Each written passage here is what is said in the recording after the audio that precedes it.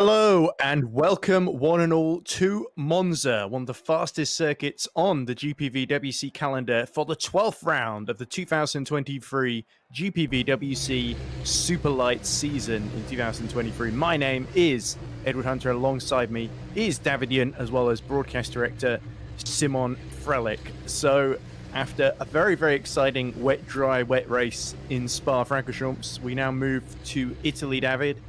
And unfortunately, of course, Toby is not here, so I'm having to fill in for him. So I hope that it's not too disconcerting for people. I think because I'm just commentating on so much at the moment, it feels like I can just slot in anywhere, and it's not too disconcerting for me at least. But for the people listening, I imagine it's a little bit weird. But we look at the championship, and despite only finishing fourth in Spa, Owen McGorgy still has a big, big lead, 212 points to Dylan Platt, who of course won in Spa on 156, with Sandeep Singh another 30 points behind him then. So coming off the TR Motorsports having a very, very good round in the back end of the season. But at the moment, it still looks like the ball is very much in McGorgy's court to potentially sew up this championship a few races before the end. Yeah. Hi. Nice to have you here, Ed, by the way.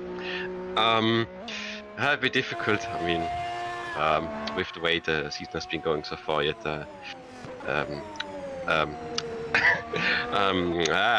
McGorgy, Owen is kind of doing the max thingy, but still every race is gonna be still very interesting, especially here at Monza, with where you have a rather low downforce setting, so could be a bit difficult to get the power down here out of like the first chicane. Personally, I'm not. I mean, Monza's a cool track, but I'm having my difficulties. I would be having my difficulties if it's especially like in single seaters, where most of it is coming from the aerodynamic grip and not mechanical. Since it's you have to rely on the wings from the downforce and less on coming from mechanical from tires and such, and that gets a bit a nervous feeling on the braking with the car and the turns. Others, of course, love it more, as we see Chris Pascal here now driving to second chicane. For me, not so much my preferred thing, but I mean challenging anyway. But yeah, that's just me. But we will see how the guys get on tonight. It's of course Christian Pascal on the podium last time out, and of course memorably won the Spanish Grand Prix despite that last lap contact with Dylan Platt, where he stayed out on the dry tyres. Dylan Platt went for the wets. It's a very, very exciting finish. That was the previous race that I got to commentate on, so it's great to be back as we see Christian Pascal just checking it in through Ascari. He's purple at the moment, but he's one of the first two set lap times, although his time in the first sector has been just eclipsed by Michael Francesconi, of course, one of the two Francesconi brothers, of course, both driving for the is it the TG racing team, of course. And the red arrow of Pascal, and Pascal has been going pretty well this season, of course. He drives in quite a few other championships. He's one of the Visceral Esports drivers as well. Competes for them in Formula Sim Racing Pro 2. Here's another driver who's been getting places, Alessandro Maggio, who sets a lap time just slightly slower than Pascal, as they're all eclipsed by Dylan Platt, the winner last time out for TR Motorsports by Geeks Energy. And so great to see Maggio in action, of course. He's desperately in need of, I think, a big result. His luck has kind of deserted him recently in not just GPV, but also other championships as well, where he's had I think he's in the middle of a 5-race streak in a Formula Sim Racing Academy, just crashing out on the first lap, sadly. A whole lot of bad luck there, as we see Gobby get the TX3 onto the front of the second row, splitting McGorgy and Pascal. So pretty much everyone apart from the bottom 5 have all put a first time on the board then, and everyone's separated by 2.6 seconds down to Miriam at the back then. So it looks pretty tight, especially in the top 10, David. Yeah, indeed. Just seeing now we're up to 23 at least. The second red arrow is here. And 24, yeah, thanks Szymon. There is the second Drake, or Drake, I can't do the Wales thing, I think. But the second car is also here with Luke Mitchell, another one of the highly talented young guns from the low ladder series, currently leading FS2. Yeah, I should remember it. I had the pleasure to drive some races, and also speaking about Valle and Alessandro Maggio, that I could see firsthand him driving to the win at Baku. Very strong performance from him, and looking very good. And on that, as we have a sideways mode by Carlos Santana here for Gallery 82, the first Lesmo. But also shout out to Vale for their special tricolore livery that they are sporting tonight with a blue main scheme instead of the yellow. Very nice.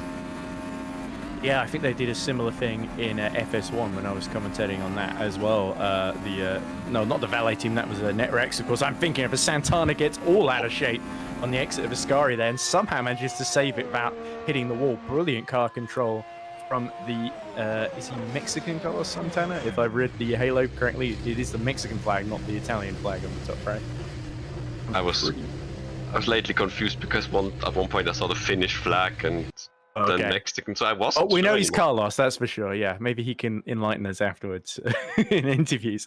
But there we go. Carlos Santana has to abandon that lap, but still, I think great car control nonetheless, and that's going to serve him well in the race because it's so easy to drop it on the exit of Ascari. We've seen it happen so many times in other categories in GPVWC, but at the moment, Dylan Platt's lap, 1 minute 22.681, has left him 2 tenths ahead of Owen McGorgy with 9 minutes left in the qualifying session. So at the moment, you would think Dylan Platt over a single lap, he's certainly got a narrow margin. Oh, as we see Kurashavin just losing it at Lesmo 2, and again, just getting all out of shape, somehow avoiding the wall there. So Kurashavin for Bowlers Esport having a little bit of fun there at the exit of Lesmo 2. Sort of wrestling right now.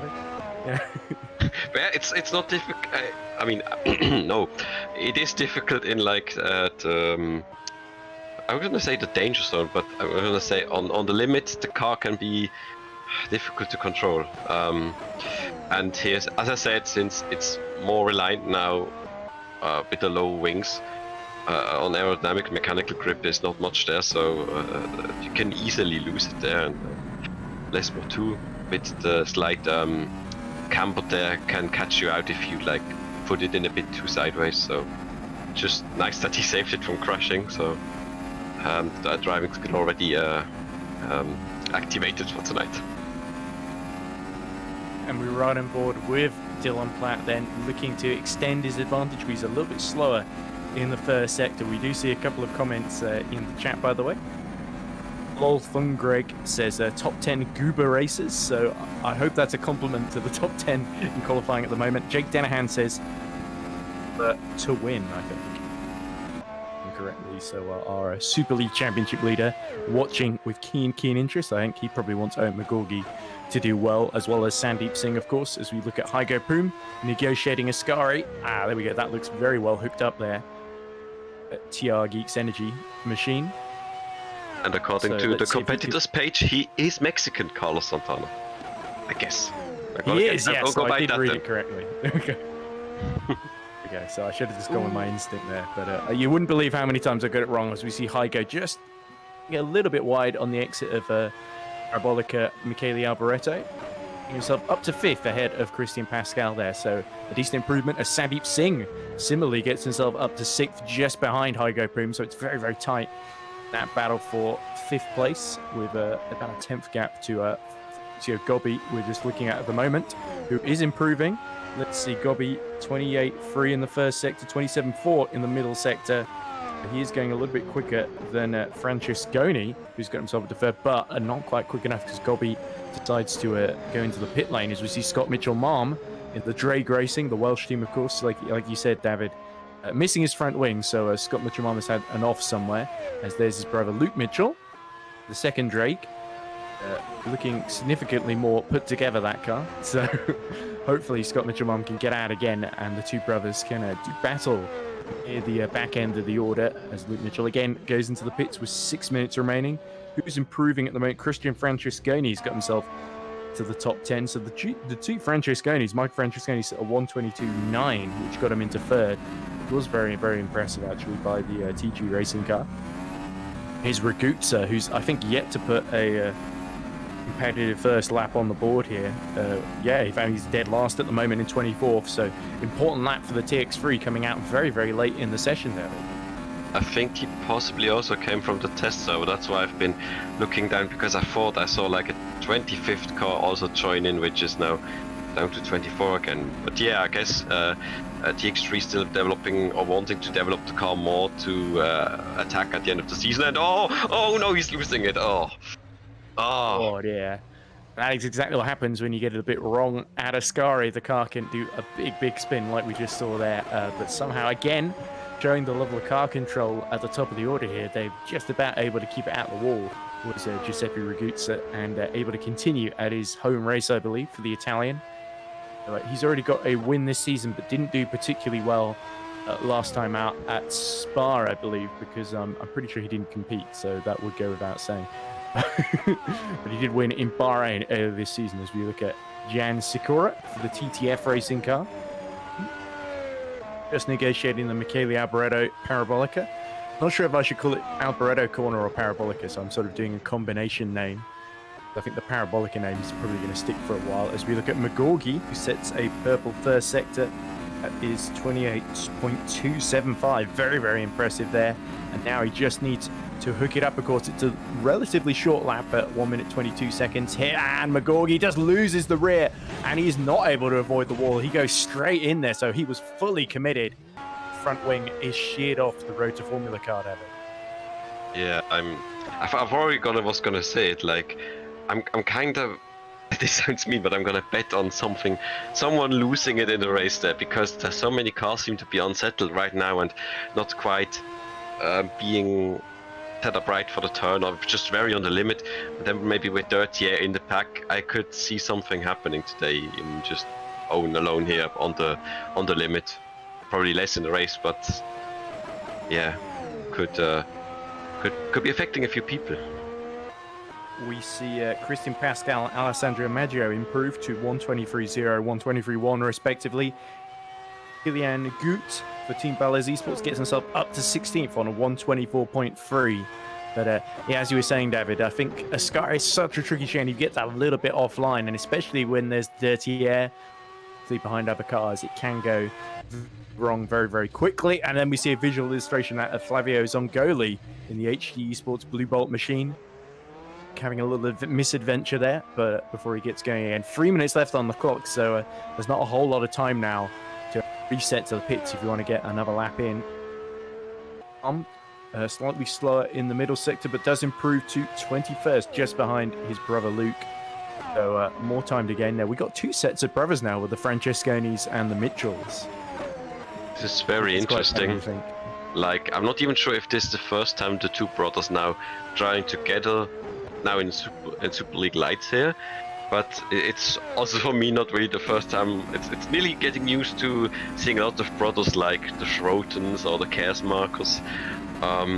Maybe I might be forgetting, but still over the years there's been a lot of brothers, not even in the same team, but being part of the series. As Heiko Pum is really hustling it there out of Ascari, but looking like a good lap so far. He does very strong through the first sector, just less than a tenth away from his teammate Dylan Platt.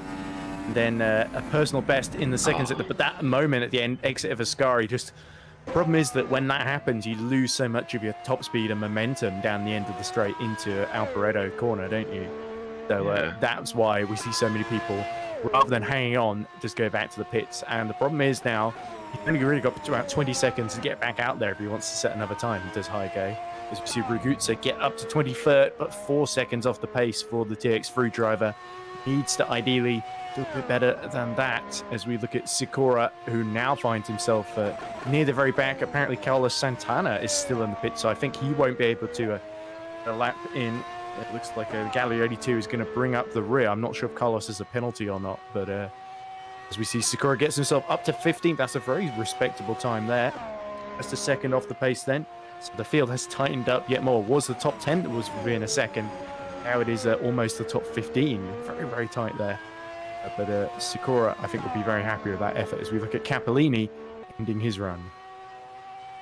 Bit of mean insight, but like, gotta say, Monza as a track, of course, is more probably about also top speed and such, and the gaps might be a bit lower, but no, I don't want to take away anything. I'm just saying it. Whoa, very wide line by Christos Vilo here. Coming in as a late stand-in for PZZW. I think something abbreviates to like potato, or it's a joke on like something with potato. I'm unsure again. I've heard it like once, but So I guess the P stands for potato. We know that much, David. Maybe. Yeah, I'm just unsure. It's just like I was once told it was like a joke about it, but it's nice to see that Chris is getting a chance there. Like he was looking for a seat. And crucially as well, Raguzza gets himself into 9th position, and that's going to be the best that he can manage at the end of the session. So somewhat saving his lap there as we ride on board with Gobby, who's just eating up the track in front of him, but not quicker in the middle sector. So that might be best as good as it gets for TX3, 4th and 9th, as we see other laps being finished as well. Sikora still down in 16th, but I think that's as fast as he's going to be able to go. Platt sits at 28.3, the first sector. Maggio sits at 28.4. Pascal also sets at 28.3. So Platt and Pascal going pretty quickly indeed. Could Dylan Platt get on pole over Owen McGorgy by more than 2 tenths? That would be a big statement of intent going to the closing stages of this championship, Devin. Indeed, let's see how he gets into Ascari there. Oh, very clean. Not a lot of direction changes. Oh, very good exit. That looks like a good lap. About to head on for a better time. Now let's see, entered the Parabolica. I'm also used to saying Parabolica, even though Alboreto was a good driver. And, oh, yeah, tight line, yeah, it's looking good. And... Oh, McGorgy set a quick lap right at the end. I was just looking at like Dylan thought like he didn't improve, but it was Owen jumping ahead of him and then he taking it back by 1.5 tenths. The thing about it being a private session, they both timed at exactly the same moment. McGorgy crossed the line, 122.6 to go almost a tenth faster, but Dylan Platt smashed that out himself of the water, but with a 122.4. Still under 2 tenths, so Owen McGorgy saving a bit of face there right at the end. But that is your grid settled. So let's quickly go through how the line up in a few minutes' time when we get round 12 of the championship underway. It will be Dylan Platt, pole position for TR Geeks Energy, ahead of championship leader Owen McGorgy. Third will be Michael Francesconi after a brilliant qualifying session for the TG Racing team. Francesconi's looking for a first podium of the season, I believe. I think Christian has gotten quite close. Oh no, second podium. He was third in Hungary, of course. Michael Francesconi. Heiko Poom will start 4th on the grid in the second TR car. So TR Geeks Energy looked very, very well hooked up and set up, particularly here, David. Gobby will start 5th for virtual drivers by TX3, just ahead of Alessandro Maggio. Very impressive in the Valet. Then it is Christian Pascal and Joseph Herlock in the 2 Red Arrows that will start 7th and 8th. Sandeep Singh will line up 9th, just ahead of Giuseppe Raguzza, the second TX3. And that is your top 10. In 11th place, it will be Davide Zanini for TTF Racing, just ahead of Stavros Musadis in the Valet. Lorenzo Cappellini on HE Sports Blue Bolts return qualifies 13th, just ahead of Christian Francesconi. It's his teammate Flavio Zongoli in 15th. And Sikora will line up 16th. Aristas Svillo will start 17th for PZZW, just ahead of Remco Disnew in 18th for Fusion Racing. Then it is the 2 Team Bowlers Esports cars of Kilian Gut and Dominique Kuroshavin, 19th and 20th. And our final 5 drivers on the grid are Luke Mitchell for Drag Racing, Perseus Miram for PZZW, Scott Mitchell-Marm in the second Drag Racing car, Alexander Ragoza, and Carlos Santana rounding out the order for Gallery 82. So lots of ground for Gallery 82 to make up today. Certainly there'll be a lot of slipstreaming ahead then.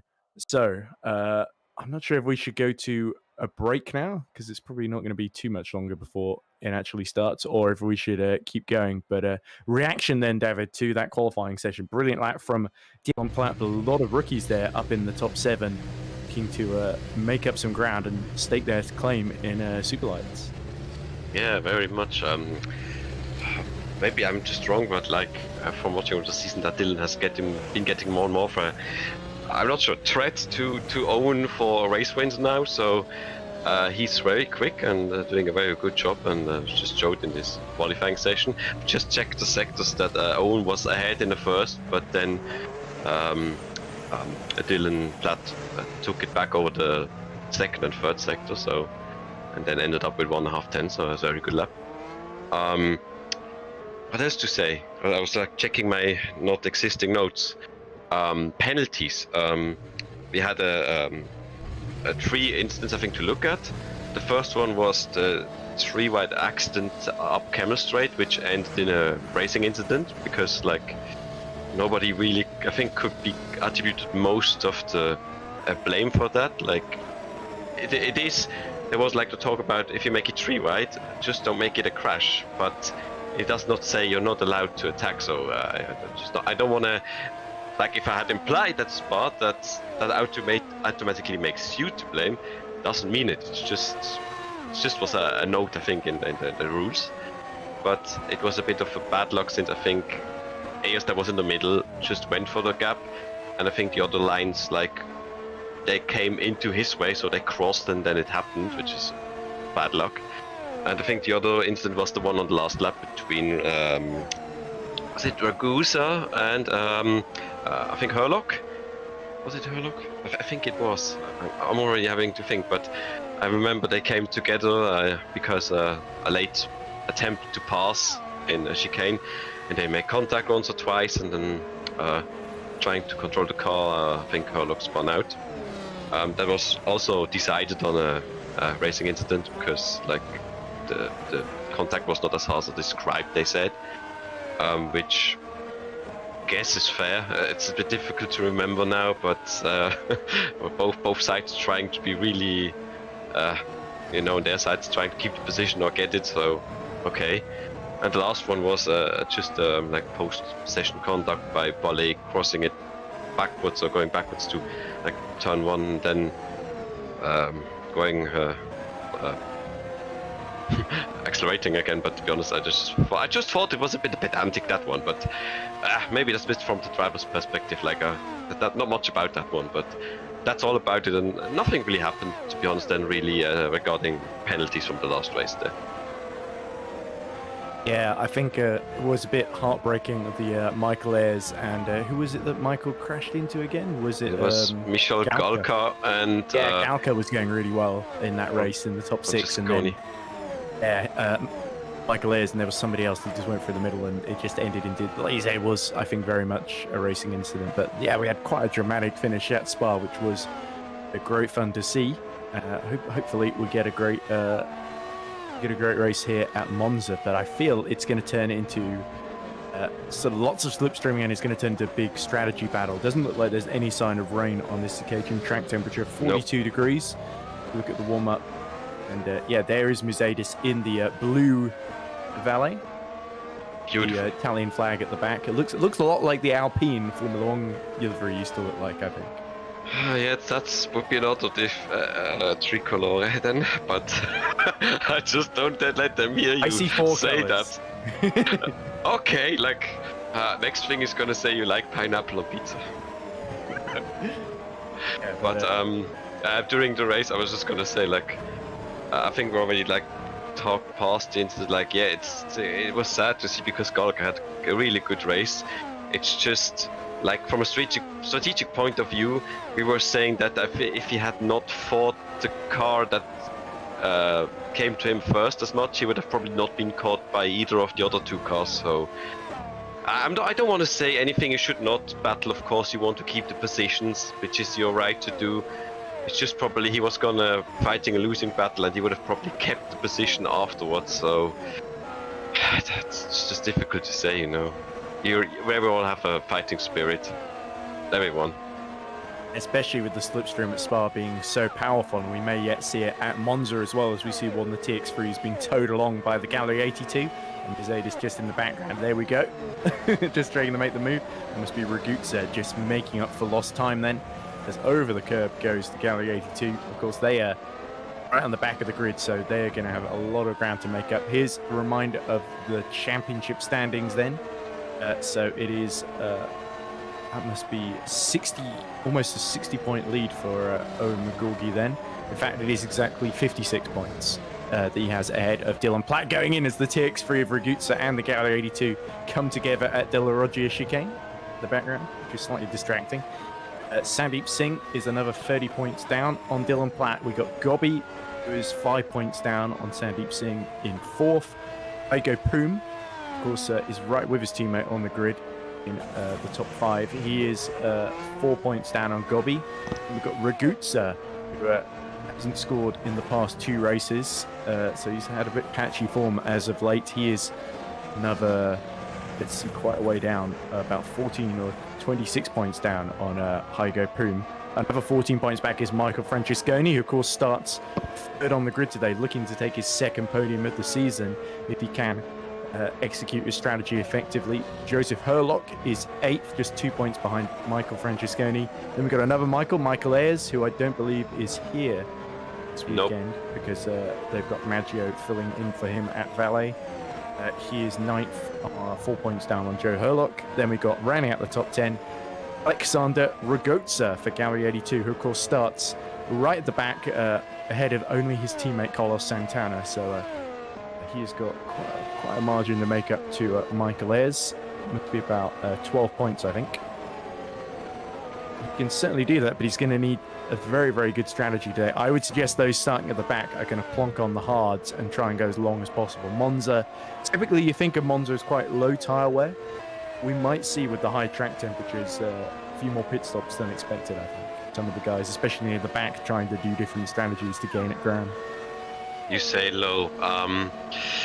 Yeah, but some of the turns, like, the more you, of course, pressure on the tire, like long tracks, long turns, like the less, well, not that long, but still, that is a lot of load on the car, like less more one, and then you have fast changes to the next car, but of course Parabolica, so it could well come back a bit of about the wear, but it could be a working strategy. Like, I've not been much of a fan of the hard again, but some made it a viable strategy in the past on several tracks. I'm just not sure how well it will work here at Monza. I mean, it's like, you know, depending on how close they will stay together or break up, depending on what happens in the race, it might be working out well. But which brings me to something that I also had on my list, which I was just shortly thinking about. Car upgrades. As we have another Tokyo Drift moment, and Owen is round. Luckily, it's happening now and not in a race. I hope, before I jinx this again, which I did with TX3 before, when I said I cannot, they look really well, and then everything went south for them. Yeah, car upgrades. There's something that's, I'm not sure, maybe they don't want to be talked about, but something really interesting happened, at least for me, for about Road to Formula. They have added a transmission upgrade. That means they're probably looking at, to how I see it, probably transmission is maybe adding or giving them a better top speed at the top end of, well, yeah, which could be very useful at Monza if you have a bit of like like 2-3 kilometers more when the DRS, or you know, changes between DRS and not having DRS when everybody's already running low wing setting, could very well make the difference, because you're then still fast on the straight.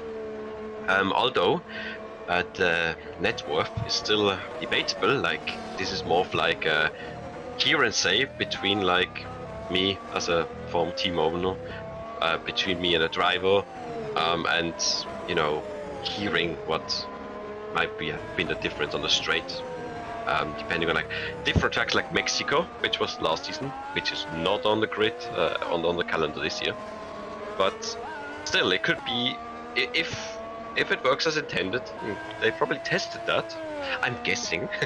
They're gonna tell me they didn't, but I'm guessing they tested it and that probably was worth enough, so they introduced it here, and it may well work here for them. You know, maybe Dylan had a better set over one lap, but Owen coming back with like the upgrade of the car working better over the long run. We will see. As for the other cars, it just stood out for me that there was the transmission upgrade. There's also some differences again. I mean, this is one of the big selling points of the league. We've got upgrades that change the handling. The big selling point, but the of teams car. don't like to talk about it, do they, Dan? Yeah, I guess maybe it's like not put it back too much in the limelight there. Spotlight sounds better. But this was just interesting to look at, of course, since that's why this league has that one selling point about the upgrades. But I see also some that teams that probably also do not think transmission upgrade is giving really much worth of a boost, and maybe adding a slight bit of disadvantage on another point of the car, although I'm not sure if transmission does that. But many, or most of them, didn't go for it and like stick to what's usually being taken, like aero drag, although I think most of them used it up by now. Wing, draft, drag update, downforce, weight, of course, chassis mass, even component mass that we've also got since like second last season.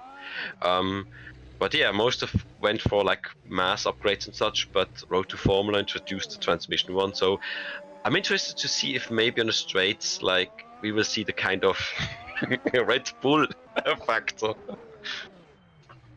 Possibly, but especially as we get towards the end of the season, sort of we're seeing people, especially play out as people put more points into different things for each team. But Road to Formula have made a very, very interesting choice going for the transmission.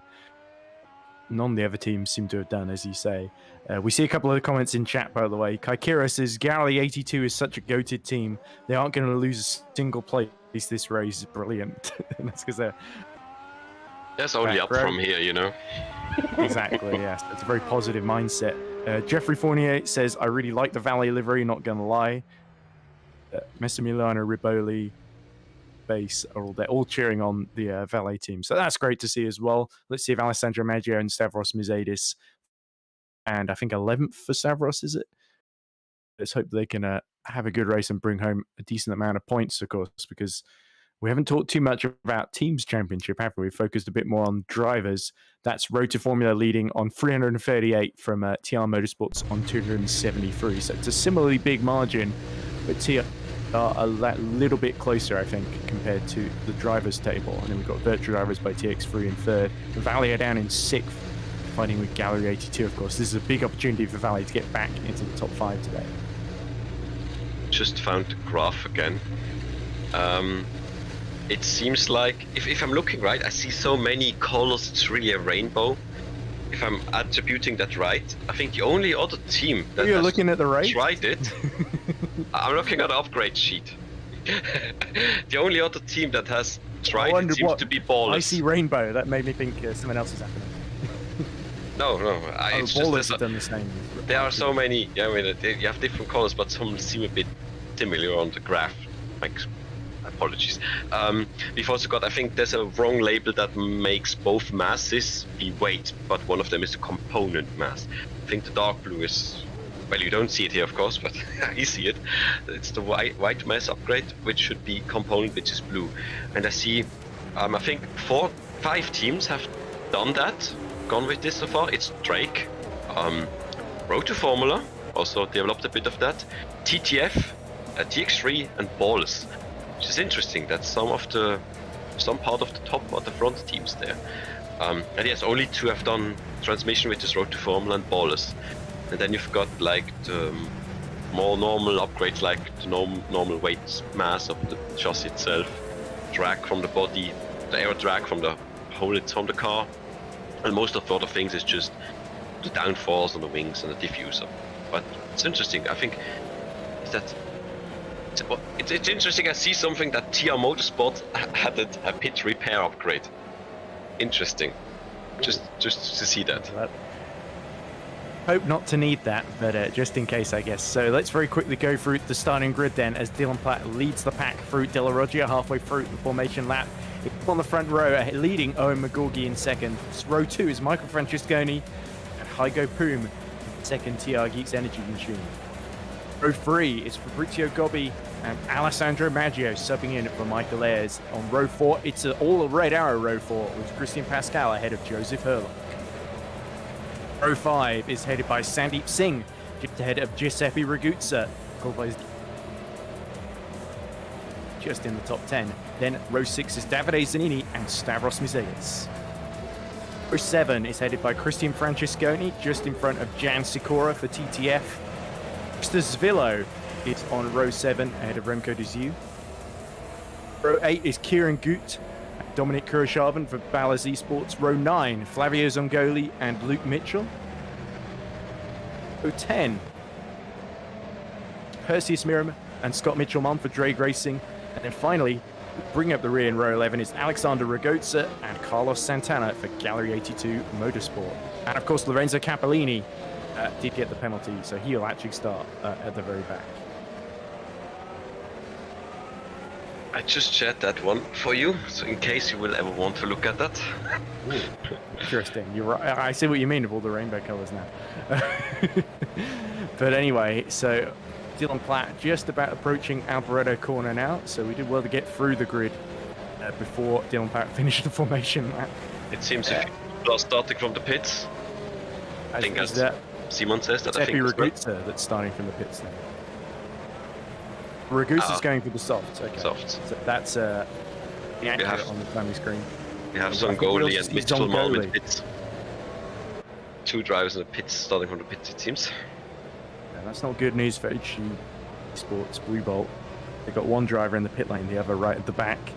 Scott Mitchell-Malm, of course, with Drag Racing, will not be able to take his spot on the grid either. Now, they approach the grid positions. We're right on board with Stavros Mizelis, just trying to find his spot in 12th on the grid. He's got lots of ground to make up as he just tries to outbrake the driver next to him. Sandeep Singh just in front of him on the left, and then one of the TX3s of Raguzza. So we wait for Capellini to slot in, and then the lights will come on, and we'll be underway at round 12 of the GPVWC Championship in Superlights. Attention building then. Got Dylan Platt on the right, Owen McGorgy on the left. That's our top 2 in the championship. McGorgy leading Platt by a long way. The lights coming on now. The 5th light on, and they'll go out any minute now. We are underway here at Monza, and a good getaway for Owen McGorgy. Christian Francesconi, Michael Francesconi, sorry, tries to slide in behind. Some of the engines running very, very hot here, but it's Owen McGorgy who's made a monster getaway to get just into the first chicane first. With Dylan Platt alongside him. Platt does not get the run out that he needs. As we see, we cut further back. Everyone going side by side here. That looks like one of the Dominic Kurashavan getting into some battle there with Remco de Zieu. But there is Gobby, who's fighting with Hygo Poom. Dylan Platt again trying to look up the inside into Della Roggia, but he has lost the lead to Owen McGorgy, crucially. And we've seen this before in the dry races. Owen McGorgy, now he's got the lead. He could potentially pull away and leave everyone else trailing in his wake. Seems like the 2 from the pit lane are also with us, just a bit further back, as we have them side by side here in the race mode 2, as Ragozza takes the place from, where was that, Miram? Perseus Miram, yes. Santana going to follow him through as well. Yeah, it's just the next car. He's gonna be attacked by both of them. Seeing blue. Let's see, and here Zanini midfield. There's a bit of a dust kick up. Luckily, so far, everyone getting through well for the first lap. Hasn't always been the case. TF Racing doing a driver swap, so Sikora is allowed past by Davide Zanini. Of course, Zanini subbing in there, one of the less experienced drivers who's promoted across the year from Academy, where I remember commentating on him from. But a perfect getaway for the first lap for Owen McGorgy, who you saw him trying to fight that into the first chicane, but he was sort of stranded on the outside, as we see Zanini again fighting back against his teammate up the inside. Rettifilio and Davide Zanini retakes 13th position then, so far from team orders there. It looks like they're just slipstreaming each other and having a very, very intense battle, as we see Capellini going around the outside of Perseus Miram, who's really struggling on this opening lap, and lap 2 as well. Carlos Twist Charles back there for TTF. They are still fighting. They're gonna lose a lot of time if they don't stop, because I already saw like the first 3 slightly having a slight gap, but the gap is gonna break up even more here behind P13 if they don't work together. And I mean, the DRS is gonna come soon. They still want to work together so that Sikora is not losing his, well, the DRS from his teammate, which would be kind of a bit unideal for them, I would say. Yeah, the other thing now is that Dylan Platt, he's getting DRS off the back of Owen McGorgy at the moment, just 3 tenths behind him, with Michael Francesconi closely in tow as well. He's towing Gobby along as well, so the top 5 are pretty closely bunched together, and Maggio is, I think, he's only about 3 tenths down as well, so more like the top 10, top 9, isn't it? They're all within a touching distance of each other 3 laps into this one, but of course it is going to break away. We are going to see gaps emerge the longer we go into this race then. So what is the strategy now from Dylan Platt here? Is it going to be to try and run a bit longer, or is he going to try and undercut? Oh my god, big goodness, crash! wow. Remco De Zieu, and he's flipped over. That looks like, is that Kurashavin he's hit there? Oh, that's one of the PCSW cars. Oh no. Pillow. Oh dear. Oh, that's a bad debut then. Or, well, introduction into the team of PCW. Baptism of fire, I believe we call it, David, at the Temple of Speed, appropriately enough. But that was a frightening crash then. So Torgus through. Yes, that looked to me like we'll see the start first then. But it is Owen McGorgy. His reaction to the lights going out. There we go. Look, his getaway off the line. Superb there. Didn't dip the clutch too much at all. And look at everyone starting to overheat behind them as well, which really shows how long they were waiting for. But yeah, the mid-corner there, you saw Dylan Platt trying to run a bit longer, but that was sort of the Lewis Hamilton-Verstappen sort of situation where you didn't want them to get stuck upon one another, as we see Mitchell Marm just exiting the pits, waiting to be let out. This is the crash then, so talk us through it, David. Not on DRS yet, I think. Oh, he's just brake. Oh, and that looks a bit weird, to be honest, that contact. I'm not sure if there was a slight connection thing that happened while they connected, or if there was some kind of car glitch. Yeah, Remco certainly braked quite late, but yeah, suddenly there's that slight, tap, then lose, I think, the wing, but afterwards there was a big spike that just ejected them into, ejected Svilo there into that, well, I said a roller coaster of emotions, to be honest, but, I'm really glad that Mr. Svilo doesn't race with VR headset on, because I think he'd be puking his guts out at this point, were that the case, but Svilo has made it back to the pits, luckily, as has Remco De Zieu. So amazingly, I think De Zieu is out, but Svilo, despite being pulled over more times than a cigarette blunt, is going to be able to continue in the race after repairing all that damage, hopefully. No more tobacco advertising. Of course, yeah, sorry. I meant, of course, for people trying to quit tobacco, there's sort of tobacco substitutes. What do they call it? Right. Nicotine or whatever. I wouldn't know. I've got some kind of asthma, so I wouldn't touch the I was trying to make a witty pun. I was trying a witty thing about being rolled over there. And then... Anyway, I've probably alienated our audience now. But here we go. Looks like Gorgie is now under pressure from Dylan Platt then at the Rotofilio chicane. And this is the problem for Dylan Platt. If he tries to go for a risky move and it doesn't work out, then Michael Francesconi is going to be all over the back of him like a cheap suit, as we see Gallery 82 of that's Kurashavin, I think. Santana that's made up a place there as Luke Mitchell tries to go side by side with Kieran Jundt. Or just pushed out wide on the exit of Rotofilio there. But the leaders continuing to squabble away. Platt starting to really put pressure on McGorgy, and that's probably his best chance of getting back through to force the Road to Formula car into a mistake here. I'm right now unsure if unless Owen makes a big mistake that forces him to take the position. Whoa, slight lag.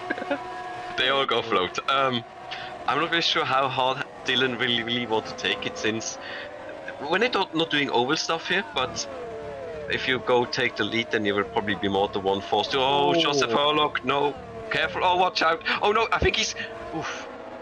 Oh no, I think. That looks like he a was flickering in and out there. Again. Yeah. I was not gonna say it, but he had internet connection issues beforehand, and maybe something worse happened now. It looked partially like his screen was gone and he was just rolling, but man, that's disappointing. And Rogoso is gone as well. That's wow. Yeah, Svilo is still in the pits, like 2 minutes, flies, aren't they? It is a big damage repair for Christos Svilo, but fair on him to keep going. But if you lose rear wing, it takes you a lot of time. But by now he should be out, to be honest. Oh, I forgot. I think it's probably because of the standings not updating. He's probably out of it now, I guess.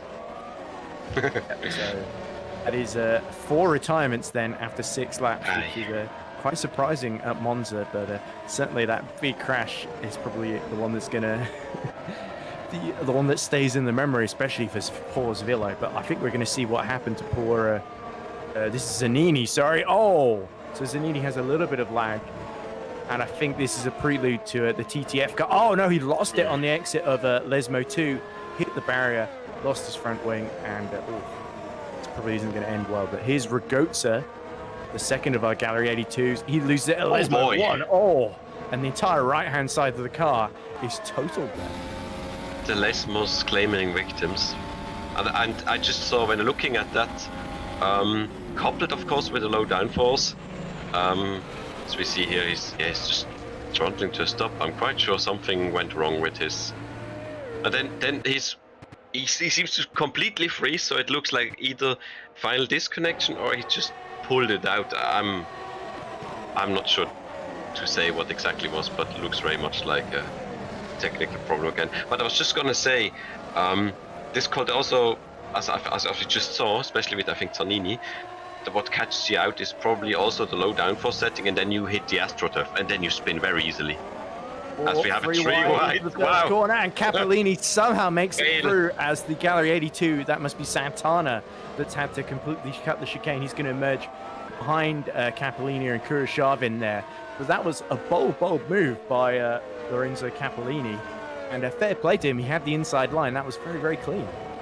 Sensible decision also by Santana to not force it, because 2 might work, as we can see, but 3 are probably a crowd, so he decided better of it. Cost him the places, but he's still in it to recatch them again.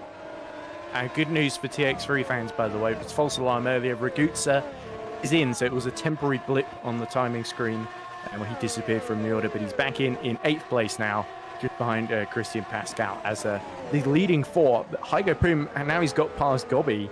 He's really been able to put pressure on Francesconi. So TR Motorsports in a very, very strong position, and McGorgy could well find himself having to deal with 2 of these TR cars rather than just the one. As well as Michael Francesconi too, who's been keeping pace with them quite comfortably also. And the only thing that might save McGorgy is that transmission update, because you look at his top speed there, Dylan Platt, even with DRS, is just running out of road. Can't get quite enough alongside into the first chicane to really make a move or make an impression on him.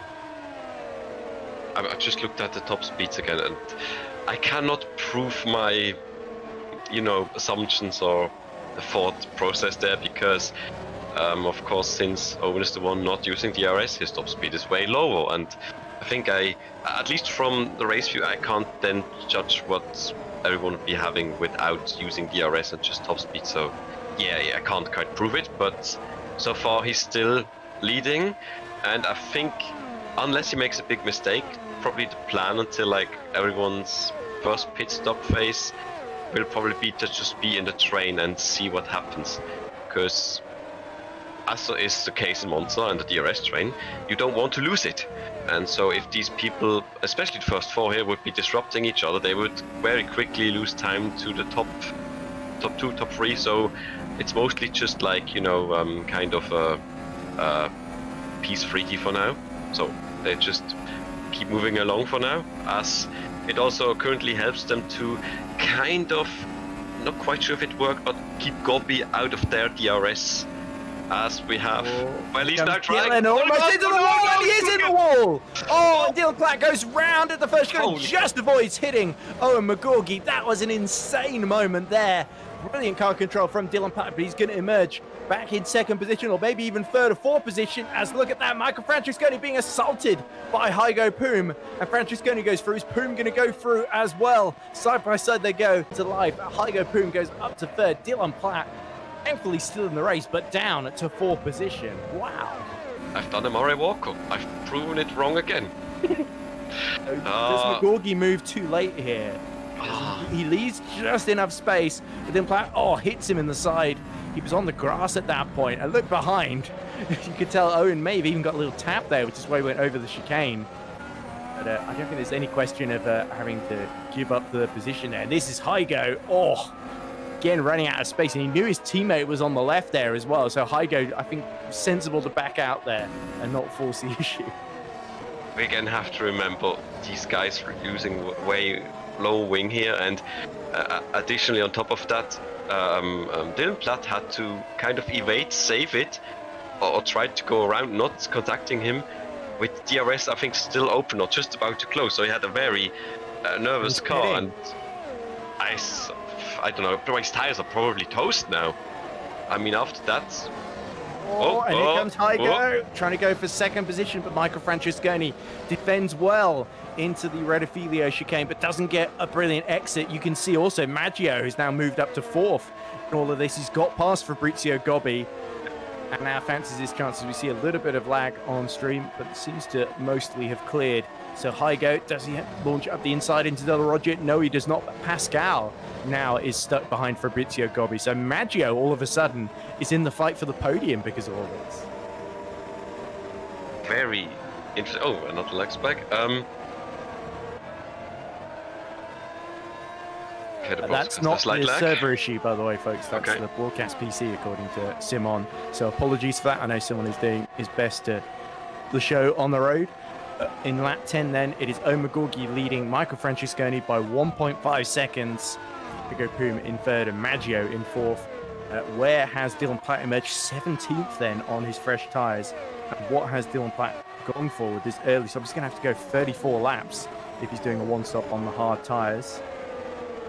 There's Hygo. Oh, not a great exit. That's going to allow Alessandro Maggio to get involved here. Dylan Platt has gone onto the mediums then, so I wouldn't be surprised if he's in again. Or another stop for maybe softs again near the end of the race, depending on how long he can stretch this stint out. Hygo getting great pull with the DRS into the first corner. Can Michael Francesconi defend this? He sticks stoutly to the outside, makes contact with the front right wheel, and now Maggio is getting severely held up here as Pascal gets by Gobbi, and the two TX3s are now right together in the battle for sixth. It's with Italians here. Yeah, Maggio looking good now, but also I think maybe with help to reach the group here after this commotion here. I'm surprised that Owen didn't actually... Either Owen is like playing it still safe, not trying to wreck his tires by just, oh, now I'm fleeing, but it seems like they can maybe, if they work together, get back into his DRS and they catch back up, but we will see. As we have Santana here fighting for P12 with Koroshavin. Also, he's also been setting purple sectors then on his fresh mediums, and in 16th he's right behind Kieran Gut. Problem here is he's going to lose a lot of time to McGurk. He's got to make his way through this traffic really quickly, especially when there's a whole train of cars. He's got to pass them one by one. Here we go, the DRS open on the run towards Ascari, under the bridge on the old historic banking. He goes, and again, Kieran Gut just holds the inside into Ascari, but goes a little bit deep. Now you can see just how much Dylan Platt is being held up here on exit. There's no other line to use there. I'm gonna play a bit of Toby Davis and say it's not really useful holding him up because Dylan is way faster. As Gobbi is also in the pits now. Let's see what tire compound he goes on.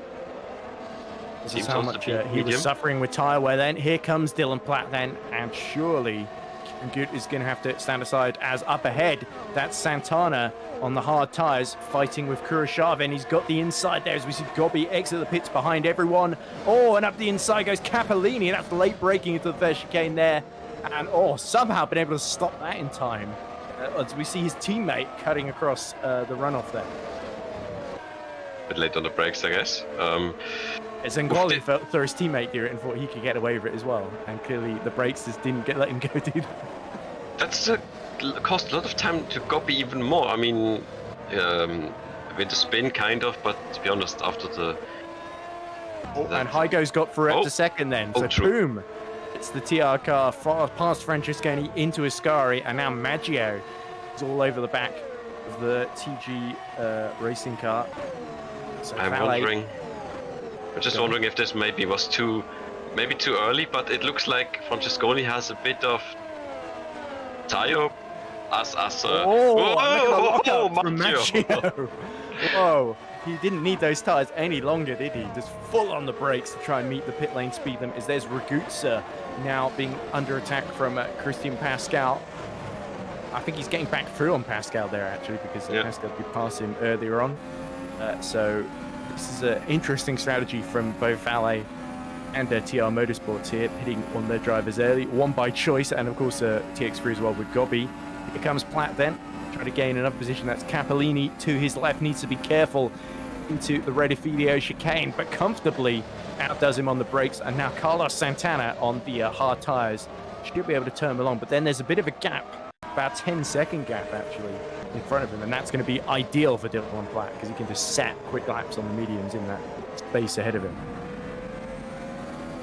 It seemed to me that at this point I was going to say that Francesconi seems to be struggling getting the power down and couldn't get a good exit, even though Heiko didn't seem to be that far away and just lost him, so he couldn't probably get back in him as much. You're really on the limit here. I was already worried he was going towards David Couldarding that wall on the left. That's become what's the word I'm thinking? Adjective, yes, coultharding it, yes.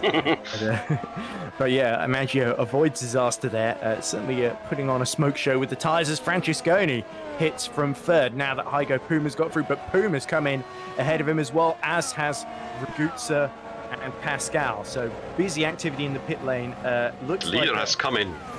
Magorki, Heiko went through on this lap as well, yes. So now Puma leads the race. Interesting to see here, like how one lap's gonna affect them, or 2, 3, like Platt coming through now soon, and gonna see how much Puma's gonna lose staying out.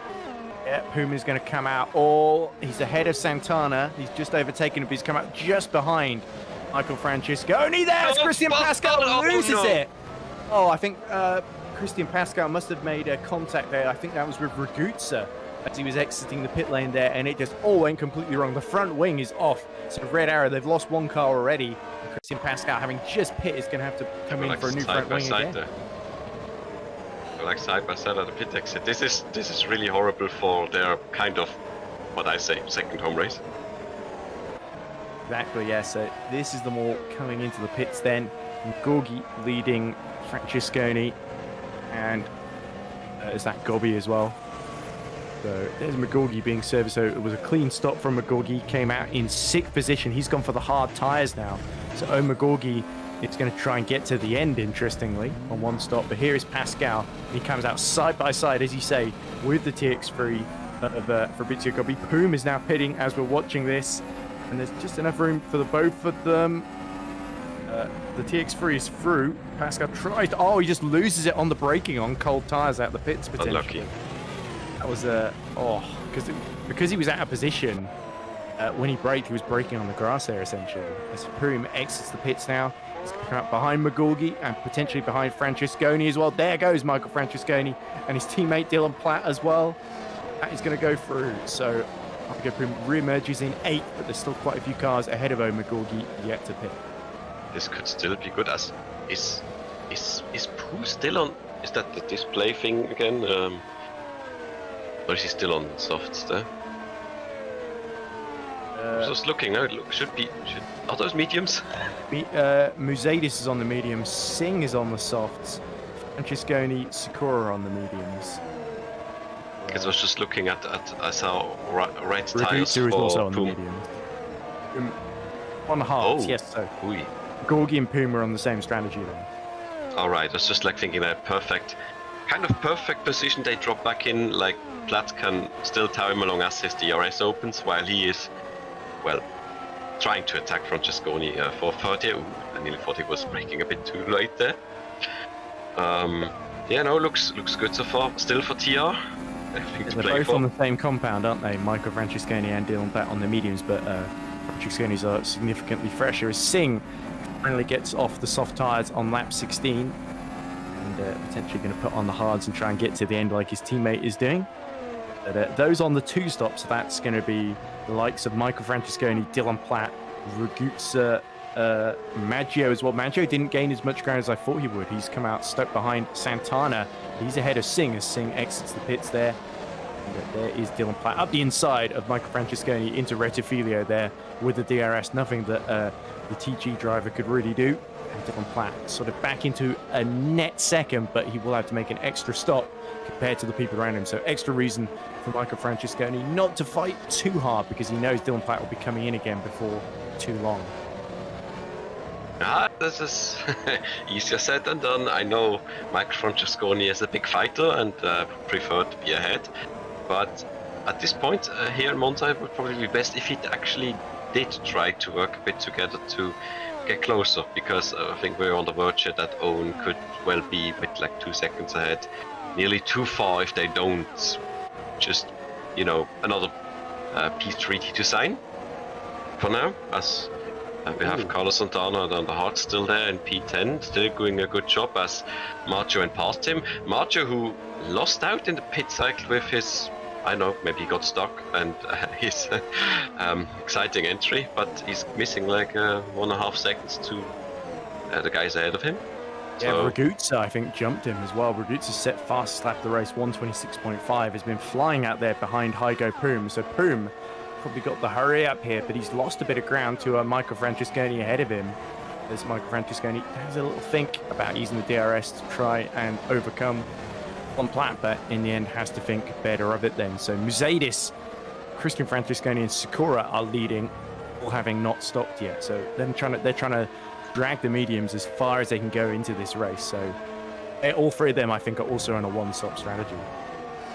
Technically, there's still like 14 seconds, well, at least Musaitis is ahead of McGorky. It depends how much, well, grip and how much thermal wear the tires suffer. So if their setup enables them to go like, I don't know, past or very close, enables them to be very close to them. As I said, AstroTurf and low downforce setting, so just on the verge there. As I said, if I get close with their tires like the midpoint, like 21 laps, then that's very well a one-stopper, and depending on their pace, could be working out for a good result. But I was not focusing too much on them, so I'm not sure how well it will be working out for them. As like Owen has, I think, gained like 2 seconds this lap, so this will only work for like if he keeps gaining at this rate for like 5 more laps. And to be honest, I think we'll probably lose more as the time goes on, as we have Francesconi not giving up. He's coming back at Platt, and he takes the 5th place back into first chicane.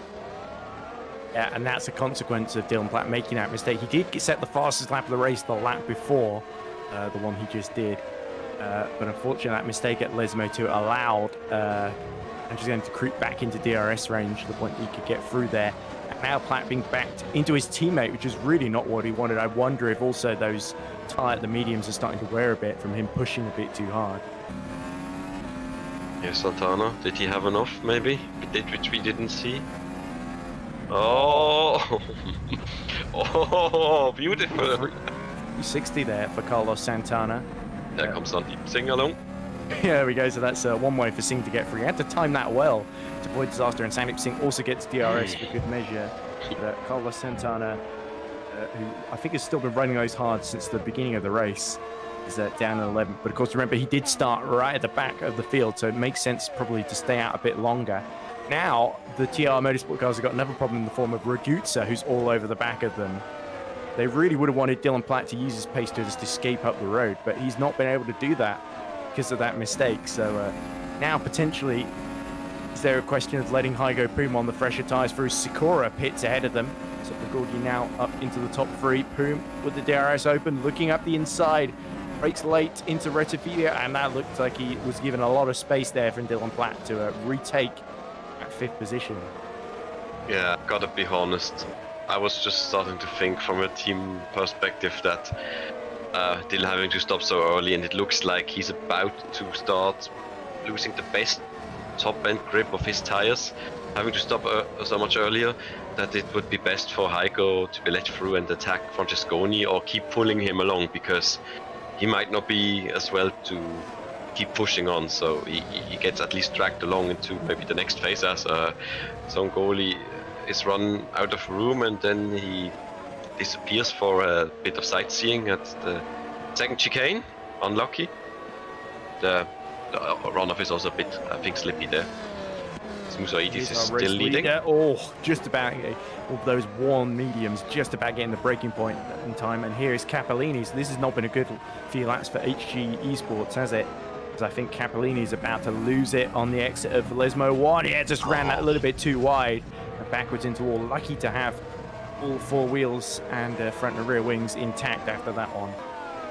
Yeah, Capellini putting on some brave moves earlier on, getting into trouble and mischief, unfortunately for himself. And Zangoli's actually ahead of him in 18th, despite having that moment at De La Roggia.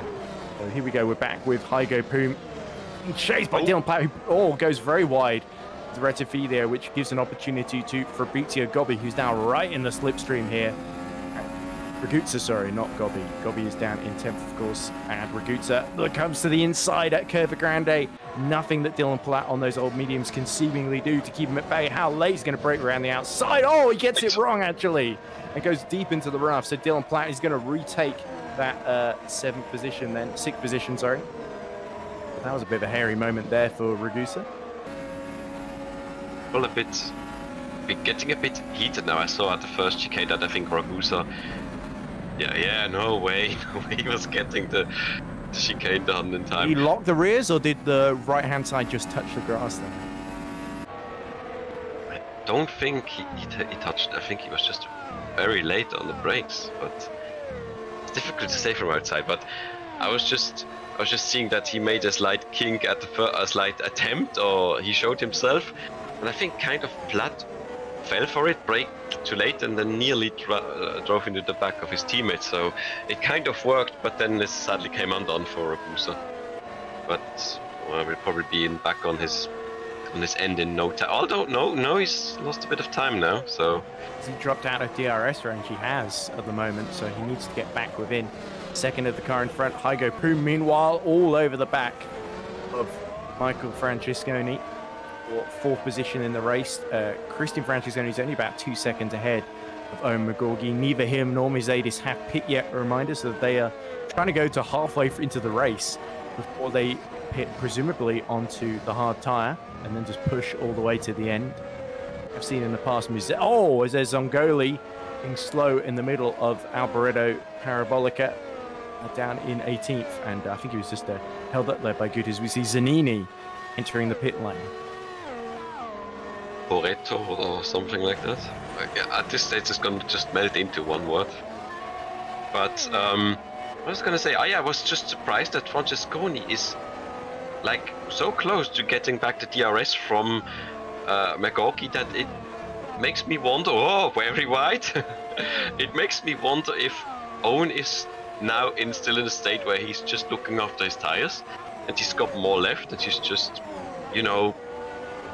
I don't know, making them think they can get him, but he's just managing, and if he needs to, he will just use the tires more, as Musaidis is now finally in from the lead for Vale at their home Grand Prix. Yeah, and actually McGorgy lost a little bit of time to Francesconi, I believe, the previous lap. So it really shows you the job that Michael Francesconi has been doing in the sister car. As we look at Zongoli trying to go around the outside at Ascari. And there we go. That's past Kieran Gut then. So Flavio Zongoli, second time's the charm then. And Kieran Gut, to his credit, leaving plenty of space there to allow him through as we look at Stavros Musaidis, who's come out of the pits in 11th. So that's not too bad for him. He's not too far behind Carlos Santana, who I believe is the only person in this race yet to pit. Decent.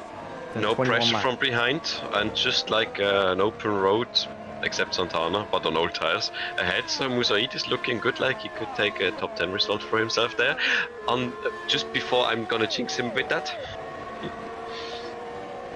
Okay. I hope not, of course. Well, fingers crossed for Valle and Stavros Musaidis that they can have a good end to the race then. We are sort of at half distance, lap 22 of 44. So it was probably exactly the right moment to pit onto the hards for Stavros Musaidis. And surely Christian Francesconi is going to be in before too long. He's the other guy who's also not pit, along with Santana, I should say. So me being an idiot, completely forgot about Christian Francesconi. But there we go. McGorgy started to close back in. And unfortunately, he's still got Michael Francesconi. Only his second bike, so Michael Francesconi's almost in DRS range. But he's been defending brilliantly from both TR Motorsports cars for the past 10 laps or so. And the pressure's only going to increase from here as we see Mercedes right at the back of Carlos Santana. Santana gets caught very early down the straight. Very little he can do, so he tucks in and gets into 11th position as Mercedes now in the top 10. Nice there. It looks like so far I'm positively surprised that it seems like they did kind of agree on working together and at least get up close to the DRS of McGaughey as they do. Francesconi now back in DRS range. Which could be interesting, but again, it remains to be seen if Owen is playing a bit more or just using, saving his tires, or if he can't. But I'm kind of doubting he is not able. He wouldn't have been able to open up the distance. But I mean, why would you if you could just look after your tires? But it certainly gives us a bit more excitement to see that they are getting closer to each other again. As Christian Francesconi pits from the lead of the race, last of people staying out to pit, apart from, of course, Carlos Santana down in 11th, who surely is going to be in before too long as well, given that his pace is dropped off, though he is getting DRS off Mercedes at the moment. Where is Christian Francesconi going to re-emerge into the pack? Through goes Gobbi. There is Mercedes not too far behind as well, and so he's going to come out just behind Carlos Santana then. But Francesconi has sort of been undercut then. Well, actually, no, Mercedes was ahead of him before anyway, but Mercedes has maintained that position, pitting a couple of laps before him. You can see how much, though, like on one lap, you still lose time when you pit later, and then the gap is quite a bit bigger. But we will manage. Francesconi did a very good job on his first stint there, and he's now, already just 20 laps to go past the middle point. So looking good, looking good. Is this a genuine four-way fight for the lead, or do on the mediums, Michael Francesconi and Dylan Platt have to pit again? And I wonder also if Heiko Poom, being stuck behind Francesconi, has maybe made him push his tyres a bit more than Owen McGaughey has as well. Yeah, I'm also wondering, apart from, the sprint, a kind of, bit of botched strategy that saw Platt probably go quite a bit longer, or at least as long as the other guys on their tyres. If there was, as it seems from the pit stop, if there was damage, he didn't repair it. But if there is no big, it seems the car didn't lose any pace. But I would be interested to hear from him after the race, if we get to hear him, if there was any damage or not, because there was certainly a ride, and there could have been a bit of damage. But I'm glad for him that he's still managing to keep up in DRS and enter into another, tire or strategy window where he's still in the fight for the podium. So yeah. Really, really good job by Dylan to recover. Yeah, so there are 20 laps to go. Michael Francesconi, who we saw challenging Owen McGaughey in the braking zone at Retifilio there, just starting to move around and look up the inside in a few corners. So Francesconi's done 11 laps on those mediums. There's still 20 to go, so I think the most that the mediums were able to do was Christian Francesconi was able to take them 25 laps, I think, or was it 23? 23. So it's going to be difficult to get the mediums to the end. I think either Francesconi is going to pit again, or he's going to have to really do a lot of tyre saving near the end. Just about crawl over the line, potentially by then McGaughey and Poom will be long gone.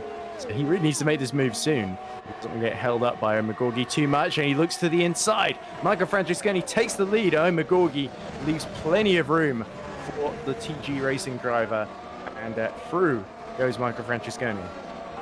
As if he heard you. Right on command, he took the lead, and now I'm interested to see if Owen is just doing the same and just staying with him, or if he's gonna insist on, no, I'm gonna be the locomotive, I will take the charge again, because he might be worried that if he stays there, if something happens, he would be in the middle and maybe gets punted into a spin. But the other thing is now he's got Hygo Poom, who's on the same strategy. He also pit for hards, I think a lap later actually than him. They're slightly fresher actually. Right behind him in DRS, and potentially if Poom gets through, he won't have to come in again. And then there's also Dylan Platt, who is probably keen to have a rematch after the way things ended earlier in the race with the collision between the pair.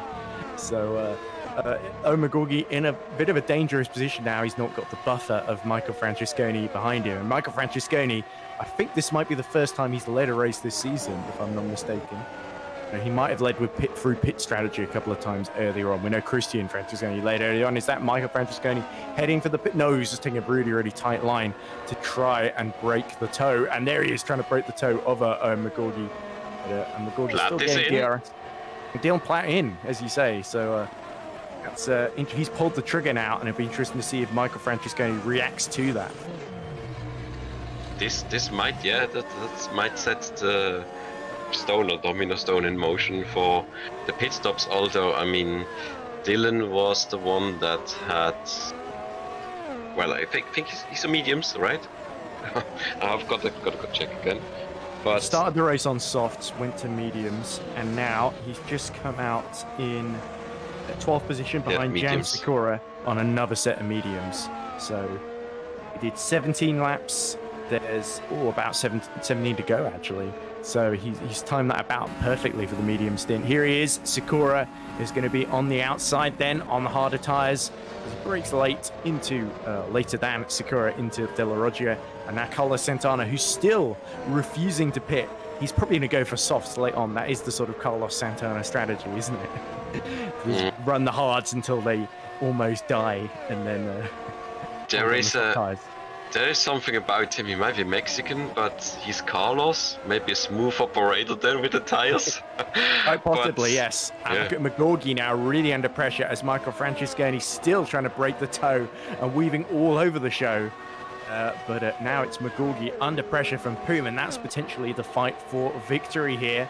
As Michael Francesconi, he's certainly got enough of a buffer to hold on, but I think he's worried the TG racing car doesn't quite have the straight line speed of the Road to Formula machine. Gloves are coming off by now, or about to come off, and it seems like for me Francesconi might be now trying to really put just go full speed ahead, try to drop them, but we'll probably very soon need to pit. Shaky entry there.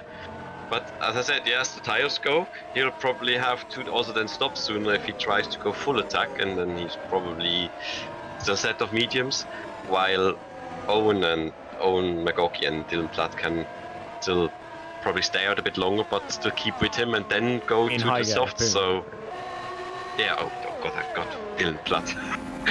Dylan has been making progress. He's right behind Santana at the moment, but interestingly, Francesconi, rather than pulling away, the mediums are starting to fade, so this could play into the hands of Dylan Platt. The only thing that might save Michael Francesconi is if it's held up a bit, and we see somebody dropping down the order. And the yellow flag being called, so I think somebody spun around there. It was Santana, of course, on those old hard tyres. We're talking about him saving the tyres, but it looks like they've cried enough. Yeah, maybe he took them a bit too far, because at some point they're just, well, you know, ice, driving on ice is one thing, but they're just so overheated that they just slip everywhere. But I don't know, maybe he comes in now, and there's no, I'm not going to waste more time to try to go to it's one car that Dylan Platt doesn't have to overtake, that's for sure, and I wonder if there might have been a collision between Platt and Santana, because he was 4 tenths behind. We see yellow in the third sector. Somebody going off, it may be Santana again, down in 12th now, and refusing to go into the pits. Just look at that, that's Ragusa just kicking up some dust. The exit of De La Roggia, but Michael Francesconi continues to stoutly defend the lead. I think you're right, David, he's thinking about switching to soft tyres later on and being on the faster tyre. Here is Carlos, that is Dylan Platt right behind him through Lesmo 1. He loses it very early, and Platt just goes around the outside of him there. So Santana gets full on the brakes and is able to stay out just about out of the wall. As he can have another moment here where the rear's crying enough into, he's just complaining on the... Not AstroTurf, we go. And into the gravel, actually. He's found the one remaining bit of gravel on the exit of the Parabolica Alboreto corner. Aye, the AstroTurf. Do you have already slippy tires, and AstroTurf is just ice. So, unlucky for him as Quid joins, I think, was it Songoli earlier that also had a kind of off the, just a slight bit? I believe he did, yes, as Magorgi has another look at the inside of Michael Francesconi. This is really working for both Hygo Poom and Giuseppe Ragusa because it's allowing them to stay in reach of Owen Magorgi, especially with the DRS.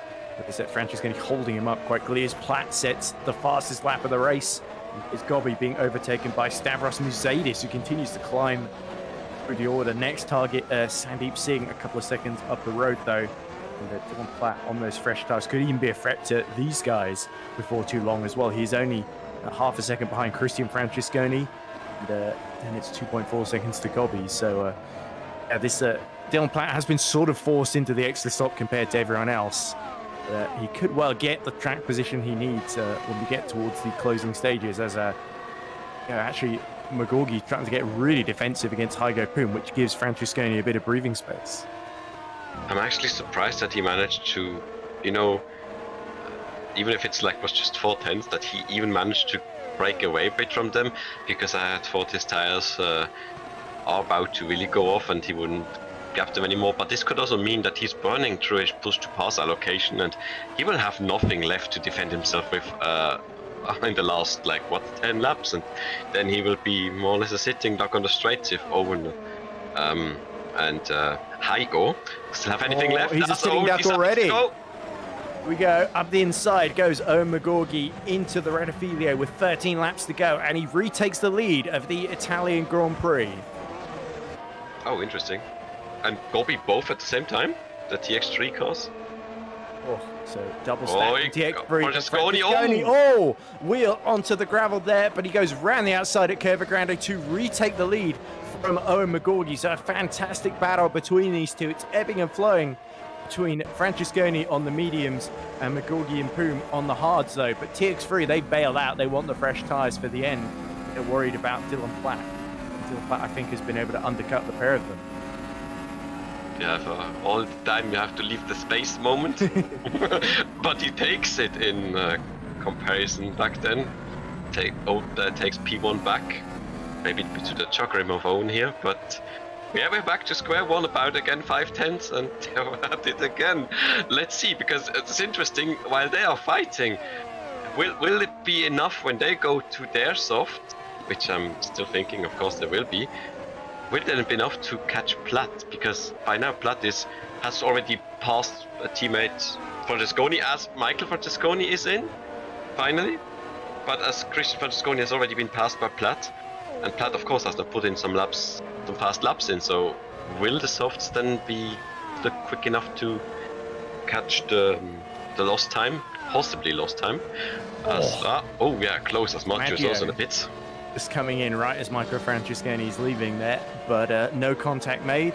So where is Michael Francesconi? Could come out, I think, behind his brother Christian and behind Ragusa as well, who pit the previous lap. So Ragusa has undercut Michael Francesconi there. So good strategy from TX3, but they both come out behind Dylan Platt, who now re-inherits 5th position. Musadis is probably not coming in again. When did Singh pit? Because I've not been paying too much attention to Singh. Singh on the hards pit 16 laps ago, so Singh's probably going to try and get to the end, isn't he? And I wonder if it's going to be the same. Poom, definitely. Here we go, up the inside into the Ascari chicane, and Owen Magorgi sees that one coming a mile back, leaves plenty of room. Hygo Poom takes the lead with just 12 laps remaining of the Italian Grand Prix. This might be a matter of who goes to the pits first. Because Owen might no, he's sensible. He's just dropping back off and sees what happens, I guess. But I wouldn't be surprised if any one of them dived now for it. No, okay. Neither of them. They might be trying to stay out to the end, on those hard tires. That might be the better strategy than making the extra stop softs, especially with so little of the race remaining. So on Platt, he may be able to get past Musadis and potentially Singh as well on those fresh tires, but as long as he doesn't push them too hard too early. But Definitely the big loser from pitting so late was Michael Francesconi, in my opinion. He had that great battle for the lead, but in the end, it wasn't really the best choice for his race to stay out that long, in my opinion. See, Ragusa set the best lap of the race to try and chase down Christian Francesconi. So, only hope for Michael is that his brother Christian holds up to Ragusa and he can get back into sixth position. Ooh, twitch by Heiko there on the exit of Lesmo 1. But yeah, admittedly, you're not wrong there. It's now it's getting a bit late with just like 10 laps to go, and pitting now. I mean, there is a chance that they actually do really the one-stopper, and they don't lose as much time on their tires, that the others catch them by 2 seconds per lap. So it's possible, although still seeing what Platt will be able to gain back on them. But it would make sense why Omegogi did not press the matter, that nobody was, forcing each other for the pit stop, and so he dropped back, so, not fight too much, lose too much time, and they will fight another time over the last 10, now about soon 9 laps. Oh, as here he comes back. Megogi up the inside once more, and uses the DRS to retake, so it's going to go back and forth. That little mistake in the Lesmos allowed Omegogi to get close enough. Now 10 laps remaining. It's Omegogi back in the lead then, with Singh about 10 seconds down in third. Mercedes 4 seconds behind him, and Platt catching Mercedes rapidly. He set a 26.7, I think, last time around. This lap round, 26.3, as Mercedes sits 27.1. Hypothesis is still not coming.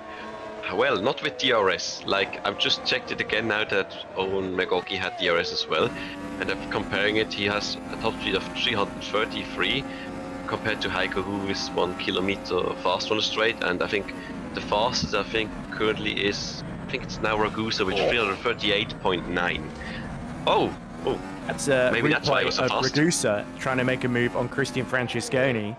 Francesconi defending stoutly, and get Ragusa feel he was forced off track. And in fact, I think Christian Francesconi's actually let Ragusa through, as we see Hayo Pum closing right onto the back of Omegogi once more. They go approach the beginning of lap 35 of 44, and I think Hago is going to open DRS and try a move up the inside into Rettifilio once more. Here we go then, 10 laps to go officially. Hago pulls out to the right then. Any space left by the Road to Formula driver, and Hago Pum breaks himself completely and cuts the chicane. So surely he's going to have to slow down and let Omegogi back through here, Devil. Yeah, depends at which point they it was kind of early to say as much as they are close to each other again as they were. So he probably thinks he would have kept it anyway, because he was past, ahead a long way really before, and Owen wouldn't have fought it, but I guess it's up to the driver now. Although, I mean, the possibility there's always that there will be a report, but no, he's not gonna make the turn. Yeah, the could problem have was probably also been a part of that why he was so far ahead. He was trying to brake from the middle of the road rather than the racing line, because he just pulled back from the inside, and there wasn't any grip there. But it goes right over the inside curb at Ascari. Hago Pum now just trying to escape then, and so we'll worry about that in the stewards room later on. I imagine much like might even be steward investigation into the Dylan Platt Megogi crash as well. You never know. By the way, we saw just getting past Mercedes, who didn't really have anything in terms of pace in reserve, but Mercedes is doing very, very well in the top 5 at the moment. Going to lap 36 then, and Megogi that little bit further back, not able to attack on this occasion, but he'll be very, very fired up to do so. I wonder if Omegogi is saving his battery for the last 4 or 5 laps or so, because that's going to be where he really, really needs it. Dylan Platt about 2.4 seconds behind Sandeep Singh then, so it could be a double TR Motorsports podium here, but it could also be a Road to Formula podium if Sandeep Singh can just hold on those hard tyres. I'm just looking at the lap times, and so far I think, unless something really, out of the ordinary happens, that the tire strategy of Hago Pum and Omegogi are probably coming through, because Platt currently is not fast enough, or the last lap that was like not even 5/10 quicker, so I don't think he would get them if they just keep going to the end, so it's between them, just between those two. Exactly. It's now Mercedes is under attack from Giuseppe Raguzza, so being able to do the one-stop strategy has saved him some time in the pits, but Mercedes now finds himself really under attack from the TR Motorsports and the TX3 cars, with Raguzza showing excellent pace in this race, closing in. We've got Michael Francesconi not far behind as well, having been let through by his brother Christian on older tyres. So Giuseppe Raguzza is going to line him up for the main straight here. I don't see him diving it up the inside into the Parabolica Alboreto here. Dylan Platt continues to escape up the road ahead of them. Oh, McGorgy just has a little think at the red of video, but just running out of road again. So Heiko Poom now just has to get really defensive and make sure he doesn't get overtaken in the first chicane, and he might be able to pull off a shock victory here, as we see Raguzza up the inside then of Stavros Mercedes, and Mercedes not able to brake late enough to really cover off that one. And now Raguzza could even challenge Dylan Platt here, having pit much later than Dylan did. Oh, yeah, I guess I'm the tires now. Also already starting to fall apart a bit, and it's kind of, you know, gone. Although he had the front, I kind of hope that, I don't know, just for the sake of a good finish, that kind of McGorky is somehow retaking the lead. So we kind of reset whatever happened there at the first chicane, and we don't have any, you know, like, it would be very sad if you possibly could. That's up to you. I mean, where there is no protester, there will be no judgment, but it would be sad if you were to be sit behind and then protest because of that one thing. So I'm kind of hoping that we still see some bit of racing, and to be honest, Owen is more of a racer, so I'm kind of thinking he will want to get that win on track. Let's see when the attack will happen again, but it doesn't seem like it's going to be now because it's a bit too far away. I'm guessing he could possibly be again saving his effort for a bit later when it matters. Yeah, and here's Raguzza, who set purple first sector on this lap. This soft working really, really well. He's been on them about, let's see, so Dylan Platt's been on the mediums 8 laps. Raguzza has been on the softs 7 laps. So not only is he on the faster compound, he's not been on it as long. There's a lap difference between the two, but I think Raguzza is definitely, because they're both catching Sandeep Singh, this is effectively the fight for the podium here, isn't it? If these two fight each other, though, Sandeep could run away with it. But that's true, but we could also look at that. Last lap time of Sandeep Singh was like a 27.5, and the guys behind him, well, Dylan Platt did a 26.4, and Giuseppe Raguzza did a 25.4. That was his best lap so far. And this is like a gap of such a big difference. Like, everyone is 1 second quicker than the guy ahead of him, so everyone's about to be meeting in the middle. So we'll see. But I fear that for Sandeep, the race end is not coming quick enough. Yes, he must be really, really struggling out there. Just a second separates Sandeep Singh and Dylan Platt now, but Owen McGorgy once again setting himself up. You can see Heiko Poom just using a bit of his battery there to defend, and Owen McGorgy not able to challenge as a result then. But here we go, down the main straight comes Singh, Platt, Raguzza and Francesconi then, all in the battle for third position. Raguzza has caught Dylan Platt, is going to try and go around the outside into the Rettifilio. Nothing Dylan Platt can do on the mediums. Oh, Raguzza just about slows down in time and backs Dylan Platt into Michael Francesconi as a consequence. That's ideal for Sandeep Singh, but now the problem is that Raguzza on the softs is going to be even faster than Dylan Platt, but Platt hasn't given up yet as they all try and bunch together getting into Della Roggia chicane, and Francesconi is held at bay by Dylan Platt.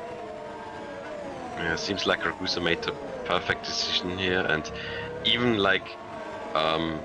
losing like 1 lap, but his pace advantage is so big that it still enables him to be quite, you know, handy past Dylan Platt there, and now go for the podium, which is just about 6/10 away now. As, by the way, I've seen in the background that Maggio has passed his brother Francesconi for P8, as there was something. It's a mistake from Dylan Platt for Ascari, and that's going to allow Michael Francesconi to potentially get the inside then into Parabolica. 5 laps to go. as Puma's still got Omagorgi 4 tenths behind, but Michael Francesconi back up to 5th now. So Dylan Platt, with that compromised strategy, he's really feeling the pain of it now. Really did not want to be on the mediums at this phase. Much rather have been up the road fighting with Hygo Pum and Omagorgi for the win. Here comes Ragusa then. Sandeep Singh. Oh, he's going to be caught from a long way back. That's beautiful from Ragusa, and he just gets it slowed down. Sandeep tries to go around the outside, make contact with the right-hand side tyres of Giuseppe Ragusa, but did not quite work out for him. And now Sandeep is going to be vulnerable to Michael Francesconi as well. But Ragusa on the podium now at his home race. Nice. Here's the incident again. Francesconi was already attacking. Oh, missing it. Oh, and of course, yeah, that was the the anti-cuts that nearly made him lose the line. Luckily, he didn't spin. As here's the attack. Very, very deep, Ricciardo, and then Sandeep turns in a bit too hard and touches his right side wheel, and then they kind of, pull each other along. Has Francesconi gone off? Oh, yeah. Yes, he's gone off. Got some damage there, Michael Francesconi. He's dropped behind his teammate rather than being up in 5th position. So Dylan Platt saved because of that, and right behind Sandeep Singh now as well. Here they are as they approach the Alboreto Parabolica. Around the outside goes Dylan Platt because Sandeep Singh's tyres are just done. Those hards are really not going to be much fun to drive in these final 3 laps. And I think Sandeep Singh is going to be vulnerable to Mercedes as well, with Maggio in tow. The Volley train is arriving quickly from behind, and I was kind of guessing that they will likely catch Sandeep Singh until the end of the race, as Maggio finally passes his teammate on his strategy. Yeah, Maggio on the fresher soft tyres as well, whereas Mercedes is on the hards. Now let's see a replay of what befell poor Michael Francesconi. He was having a brilliant race up to this point. Here he is in 5th behind. It's Dylan Platt ahead. Oh, does he just go too wide at Lesmo 1? Oh, we've seen this so many times. He's spinning off into the gravel trap, and that is ultimate disappointment from him. But pushing that a little bit too hard, too wide, and the rear let go on him. Anguish, when he then loses it, and you were so close to top 4. I can feel it. Oh boy, and it's again exit Lesmo 1. Lesmo 1 is really a difficult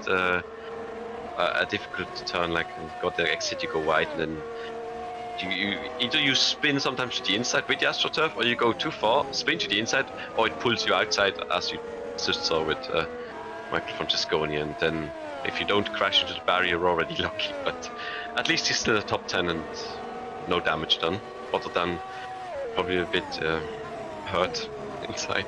Sorry. Well, certainly. 3 laps to go then, and both the TG cars could still score points in the top 10. They can keep going. Magorgi still being held off by Hygo Pum here, but this is going to be fairly straightforward for Alessandro Maggio. Nothing that Sandeep Singh can do. He is a sitting duck going into the Redifilio chicane, and before they even reach it, Alessandro Maggio gets the valet back into the top 5. What an excellent recovery he's had after having a bit of difficulty early in the race, and now potentially there is even Dylan Platt up for grabs ahead of him if he can keep up. There is Magorgi just 6 tenths behind Hygo Pum here, and with the laps running out, I wonder if this may end up being a race, like you say, David, that Omagorgi will protest afterwards rather than trying to win on track. But I do hope he certainly hasn't given up. He's been pushing, but Hygo just seems to have enough at the moment. So far, yes, it's just each time I'm watching Owen, I'm quite sure he's not quite 100%. But maybe that just sounds like I'm gonna it mean to the other drivers, but it's just like he seems so very comfortable in the car. Most of the time he looks so calm, collected, and even on a bad day he just still makes a great performance with like less laps. And it just seems like he's just like about now he will go and try to get Hygo Pum, but I could be proven wrong. But I'm kind of feeling he's like making feel a bit more safe, like he's in control, and then he comes and then he ruthlessly attacks. So I'm a bit waiting to see what happens when we go into the last lap. Yeah, penultimate lap now, so he's really only got one really good opportunity, which is going to be on the start-finish straight then. So he is starting to gear up. Hygo will know that this is where Magorgi has been saving his battery, saving all of his energy for a final late attack as we see him start just to push on the exit of Della Roggia there. He's looking a bit closer than he did the lap before, potentially trying to push Hygo into a mistake. Hygo's a little wide at Lesmo 1, but nothing too dangerous there. Oh, big snap for Owen McGorgy at Lesmo 2, and that is going to drop him to just 7/10 by potentially even out of DRS range, although he will get it now by virtue of entering that detection point in range. Meanwhile, Maggio is 2 seconds behind Dylan Platt, so I think Dylan Platt is going to be safe in 4th position, with Mercedes still over the back of Sandeep Singh. That's the big battle in the battle for 6th, but certainly as we go into the final lap, it's Poom looking very, very good indeed, and I think McGorgy may have just lost the crucial ground that he needed here. Probably gonna be back, like at least on his back at the end of the straight, and preparing, but he's certainly lost him probably the best opportunity just to go on him. He's just trying to upset him. It's not working. It wasn't going to work from that far back, but he has slightly compromised Hygo Poom's exit then as they approach Curva Grande. McGorgy well in the slipstream here. This is going to be his final opportunity. He's going to go around the outside, almost loses it onto the gravel there. And here we go. Around the outside, he's going to try and sell the dummy on Hygo Poom, but Poom just holds the middle of the road, sees it coming, and holds him off there. That was very, very tense indeed.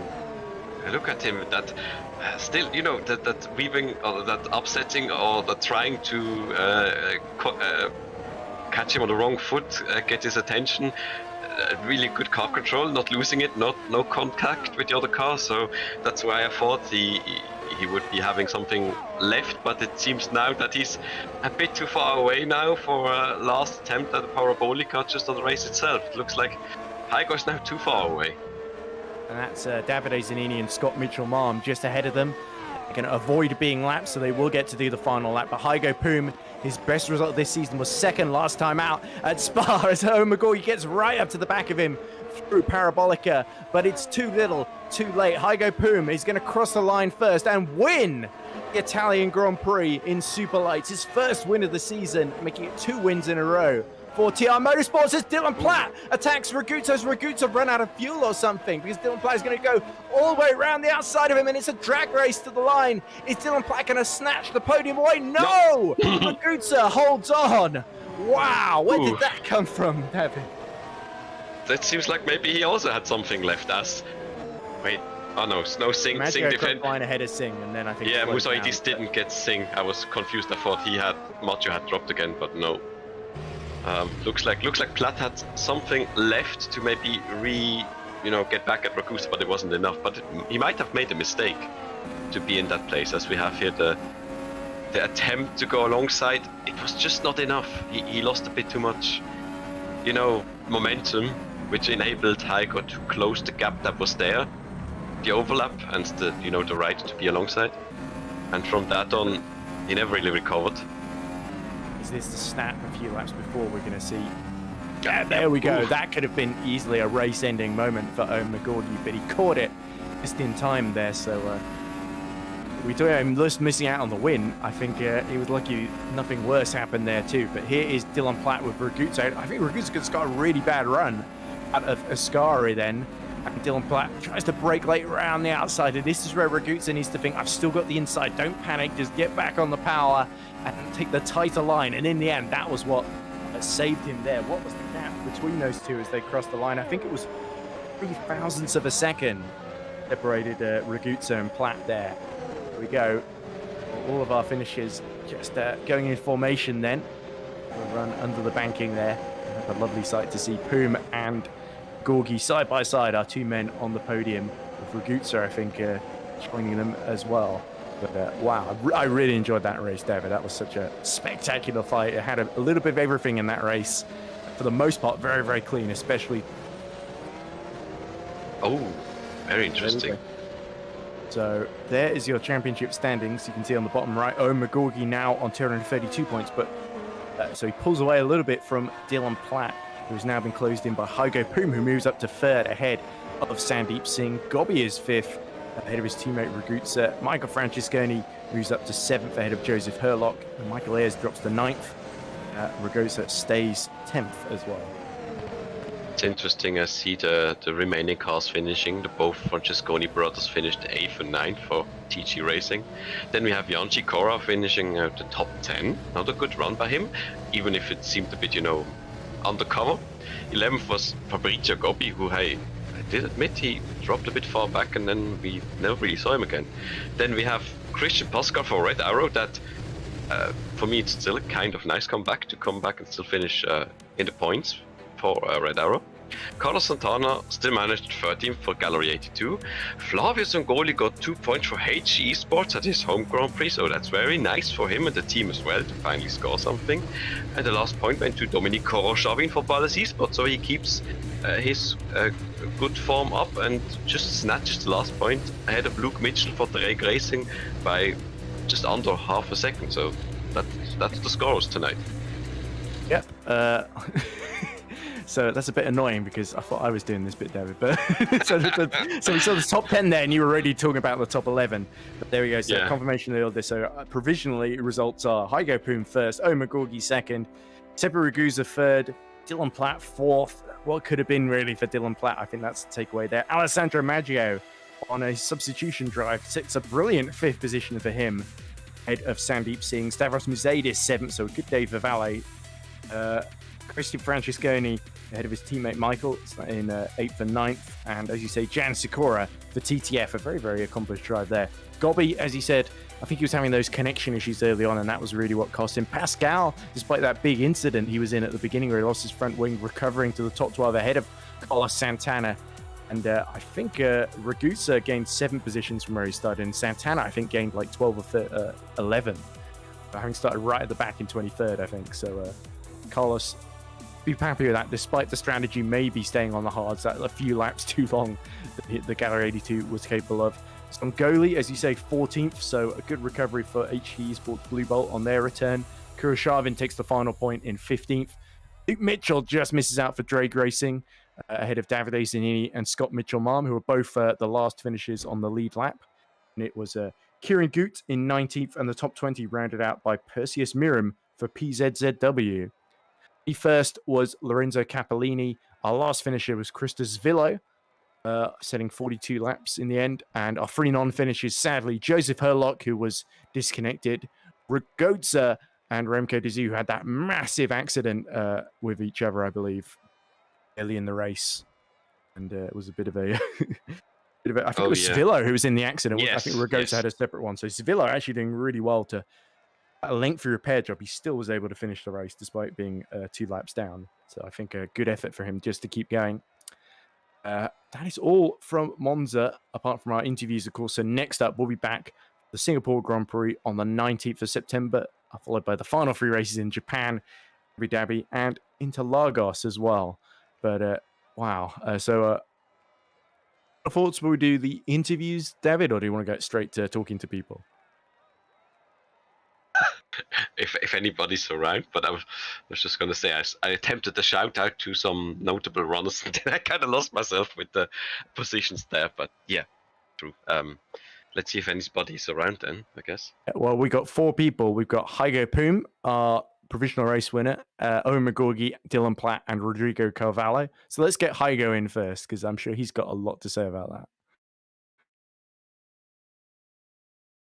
We are now joined in the commentary box by the man who's taken his first win of the season on track. That's TR Motorsports by Geeks Energies, Hygo Poom.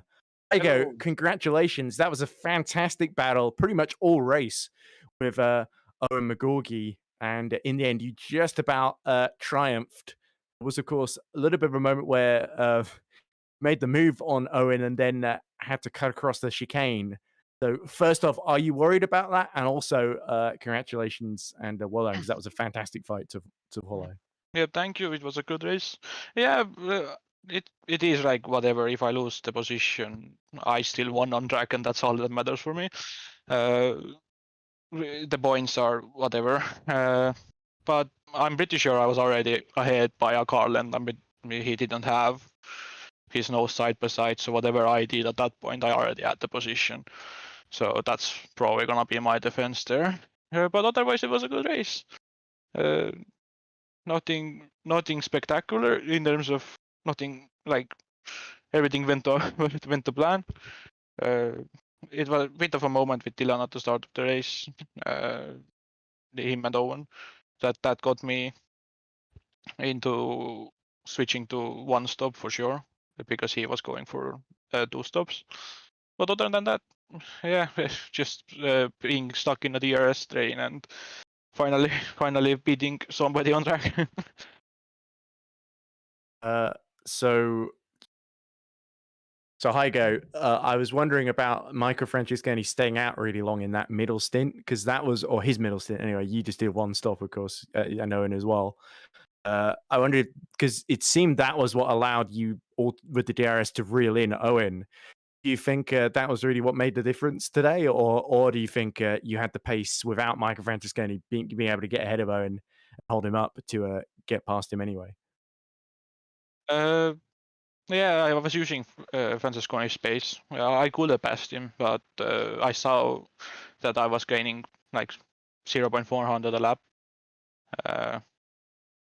So there was no point in me making a pass if we are gonna catch Owen anyway. And I was surprised how long he went in the stint. He was already sliding all over the place, and his tires were shot. But I think it worked out for him. I don't remember what position he got. Fortunately, he had a spin near the end when fighting with Dylan, so I think he finished 9th in the end behind his brother Christian. Okay. I didn't hear that. But no, you had other things to worry about. Yeah. Clearly. Yeah, I was muted on my Discord and focusing. But yeah, I was using him to get some base, and it worked. Well, I think after the 1-2 in Spa, another win in a row for TR Motorsports. So congratulations, Hygo, on a fantastic win. It seems that you just on an upward trajectory at the moment, second and now first. David, before our winner leaves, do you have any words for him or any questions? I wasn't sure. Was the idea to... Did you switch the strategies after Dylan spun between each other, or did you always go for like a one stop for yourself, or did you switch around? I was stuck in the middle. I was okay with going both. I think if it would have been a clean race, I probably would have been on a 2 stop. But yeah, after Dylan spun, it was just better for us to go different routes, so we wouldn't be hindering each other potentially in the future. And I wasn't sure if my tires were gonna last, but they did, and I'm happy about that. And it turned out to be the better strategy. Right, well, it did seem the better strategy in the end. And then I noticed by like lap 33, oh, they're not gonna compete again. They're going to the end, so they picked that strategy. So yeah, congrats, good drive, man. Congrats. Thanks for coming to talk to us, Hygo. And I think you can have a well-earned glass of, or potentially a whole bottle of champagne if you want to go really crazy for winning the Italian Grand Prix. That was a fantastic drive and one of your best of the season. So thanks for putting on a show for us. Yep, thank you. All right, so let's drag in the man who finished second in the race, and that would be, of course, Owen McGorgy. I'm sure he has been interested to hear his thoughts. So we're now joined by Road to Formula driver, championship leader and second place finisher, Owen McGorgy. So Owen, it looked for a while like that race was playing into your hands a little bit after the incident with Dylan.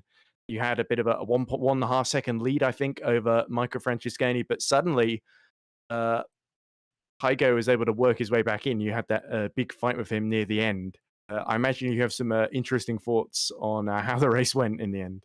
Yeah, I have some interesting thoughts. I mean, I don't know what happened. Ooh, do tell. I don't know what happened between me and Dylan. He said that it was more of a Russell Bottas thing from Imola 2020. 21, wasn't it? Or 21, whatever, same thing. And I thought I left enough space, but I'll have to watch it back. And I got rear right damage from that, which was really annoying. I was understeering through the right-handers and oversteering through the left-handers, which is the exact opposite of what I wanted. So I feel like if I didn't get that damage, I could have stayed out of the DRS for a bit longer of Francesconi, but he was always going to catch because he was on the mediums.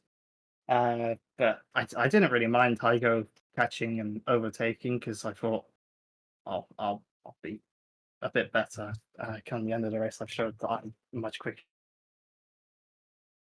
than him throughout this race, and sticking behind him, trying to save my front left because that was wearing a little bit too much. And on the penultimate lap, it dropped below 30, and I started understeering through Parabolica and couldn't make the move into turn one, which was a bit annoying.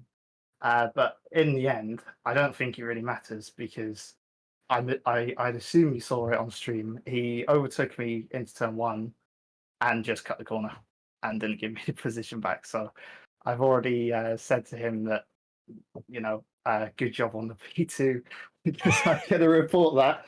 And well, he's had some interesting things to say back to me, but I don't mind. It's after the race. Hopefully, we'll be all right after we've had a bit of a pass together. But it doesn't make any difference to me, especially for this championship. I'm still going to be 68 points in the lead above Dylan, and I only need to outscore and play some points next race, and then I win the championship.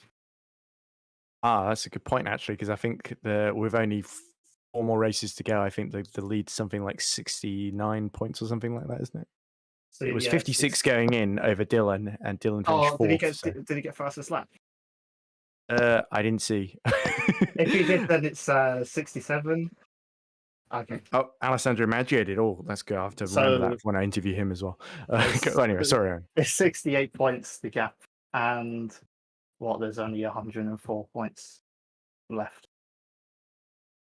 Yeah. So they're running out of races to catch you, aren't they, Owen? So it was funny you mentioned the damage because David kept saying, "Oh, I wonder why he's easing off so much through Parabolica. Surely he's just saving his tires, saving a bit of battery." And it's like, no, he actually had damage. Yeah, well, I was saving the battery as well. I had 50 seconds going on to the penultimate lap and then used it in stupid places, which didn't really help me. And then I kind of got scared going on the outside of Cara Grande. And I didn't want to take too much risk because I didn't want to end on my own race and have Dylan finish second if I took out Hager as well. So it would have been Ragusa, wouldn't it? Who would have won? Yeah. Yeah. So I thought, it's fine. I'll most likely, hopefully, get the win post race. So I don't really mind. Any other thoughts, David, before we let Owen go? Yeah. Noticed this before the race, especially the upgrade for the car, and I saw transmission. So I was wondering if you guys intentionally tested this, also possibly for Monza itself. No, I have no idea. And you I have no idea what it does. And you kind of hoped you would gain a bit more at this track with it. Yeah, well, I mean, Sandeep took an old engine because he said he wasn't going to do too well around here for some reason, or he was going to be too good. I can't remember what he said. But Sandeep, people over Edge and whatever, they do the upgrades. I just drive the car. I didn't do much practice for this because I got a new PC and I thought I might as well wait for that. Yeah. And here I was like in the race, like always comparing top speeds, and then of course with the whole DRS train for the guys behind, they had a much bigger top speed. I couldn't see how fast they would be without it, and later with DRS for you, it was also kind of impossible to tell because like the highest top speed was like Ragusa with like 338.9, and you had like 333, and so I couldn't tell if the transmission did anything in the way it was intended, but it seems like it was not really. We know for sure what happens. I thought I had a slight hint from it like last season, but at the same time you cannot compare. Well, Mexico and Monza maybe, not just the M at the front, but we'll see. Maybe it will help you at another round. Maybe even coming Singapore, because Singapore's gotten a bit faster, so we'll see. But yeah thanks for saying. Oh, that's all right. I thought I didn't have to use max or minimum downforce, so I used a little bit above minimum, but not too high. And we were still fastest on the straight because you could tell from quali I think me and Sandeep was even quicker than me with an older engine.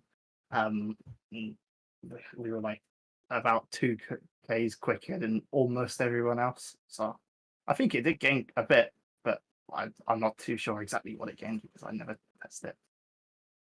That was incredible. So I noticed like with low downforce, but at the same time that incredible car control to catch like the slides just shortly before the end. So yeah, impressive. Let's see. Still great race by you and with how you got together. So nice. Yes. Yeah, I concur with that entirely. You put on a fabulous show for us today, Owen. And even if the students don't rule in your favor, you can feel very happy with that drive. And who knows, maybe the next time you come up to talk to us, maybe not me specifically, because hopefully Toby will be back. But in Singapore, it could be as the new GPVWC Superlights champion. You never know. Yes. All I have to do is win and hope Dylan finishes 4th or lower, and I won it at Singapore. So. Wow, he's had so much time to think ahead about this. Anyway, thank you, Owen. And hopefully, I guess if you do get the win here, it makes it even easier. But either way, I think it's looking good for you at the moment. And thanks for coming to talk to us. Thank you. But shall we? I know Dylan Platt is looking back at some footage right now of Hygo. Shall we drag him in? Hopefully, it won't be too upset. And I want to talk to him, and then I think Maggio, and then I think we're done here. But,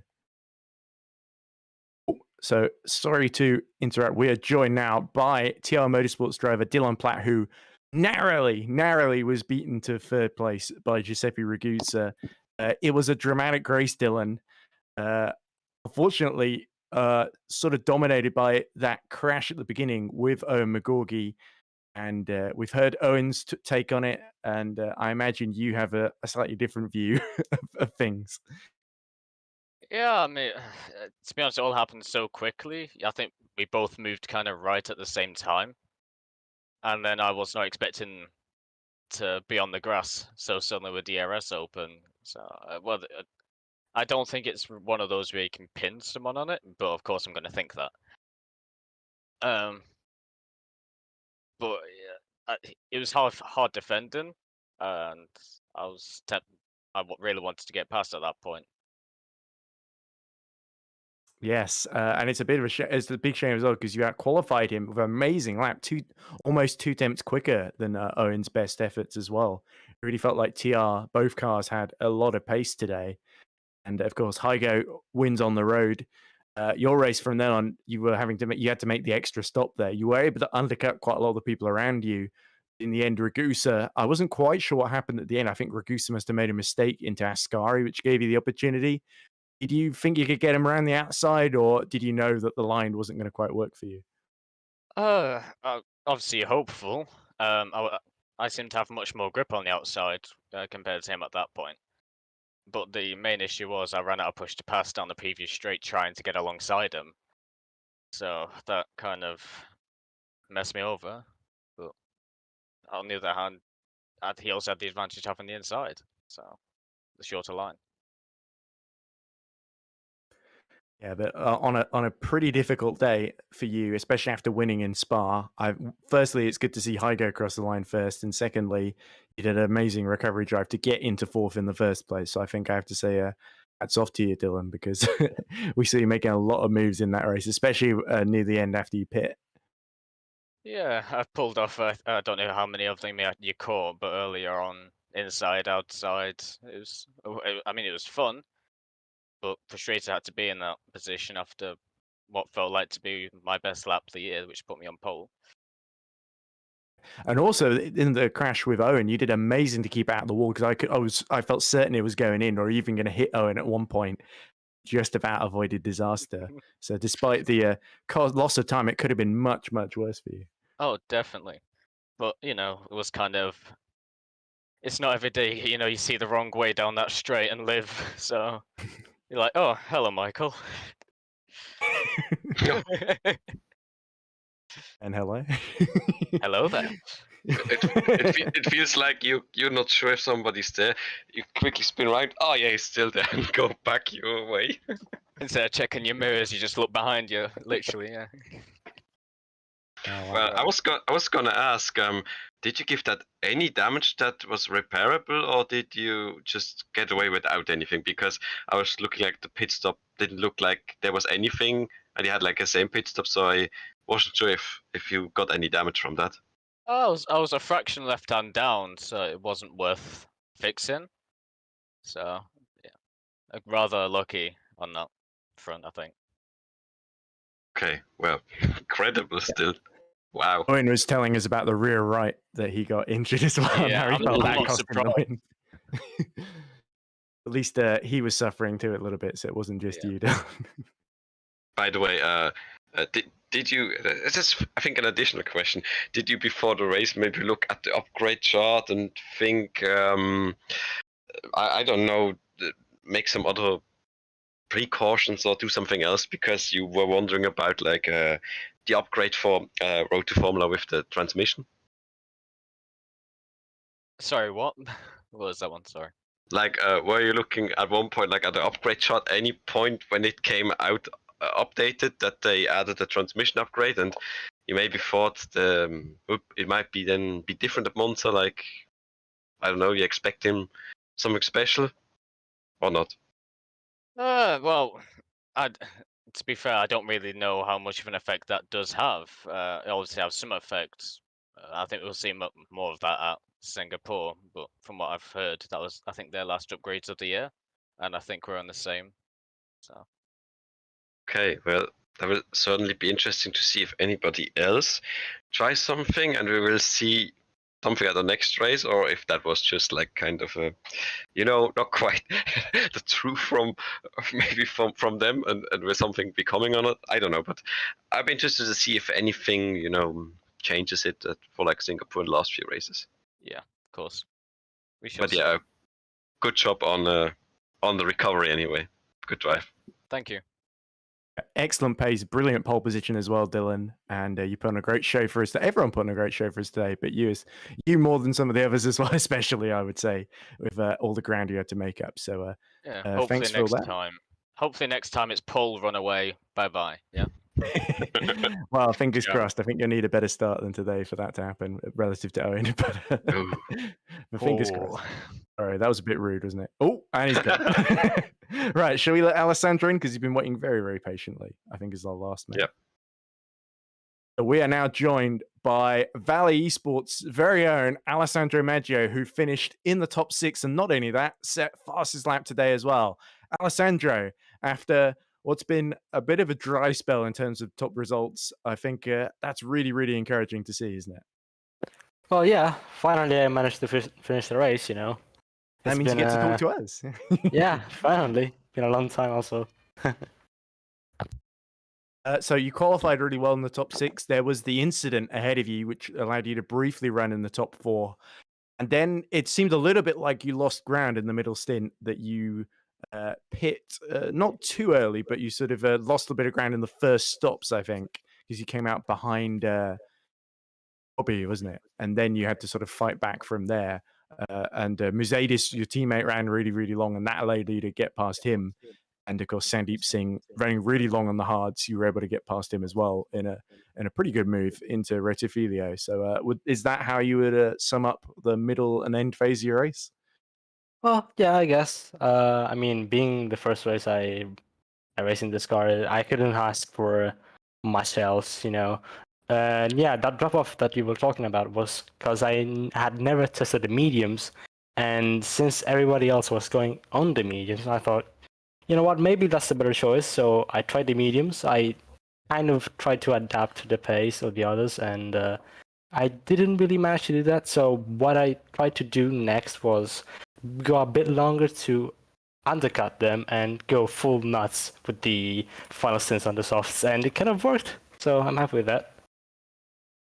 Yeah, and I imagine Valley Esports, with their special blue and Italian flag livery, are very happy with that too. And are you hoping to get more runs out in Superlights sort of level? Obviously, Michael Ayers is probably coming back, but are you hoping to get another chance at this level, or are you focused more on the lower series in GPV?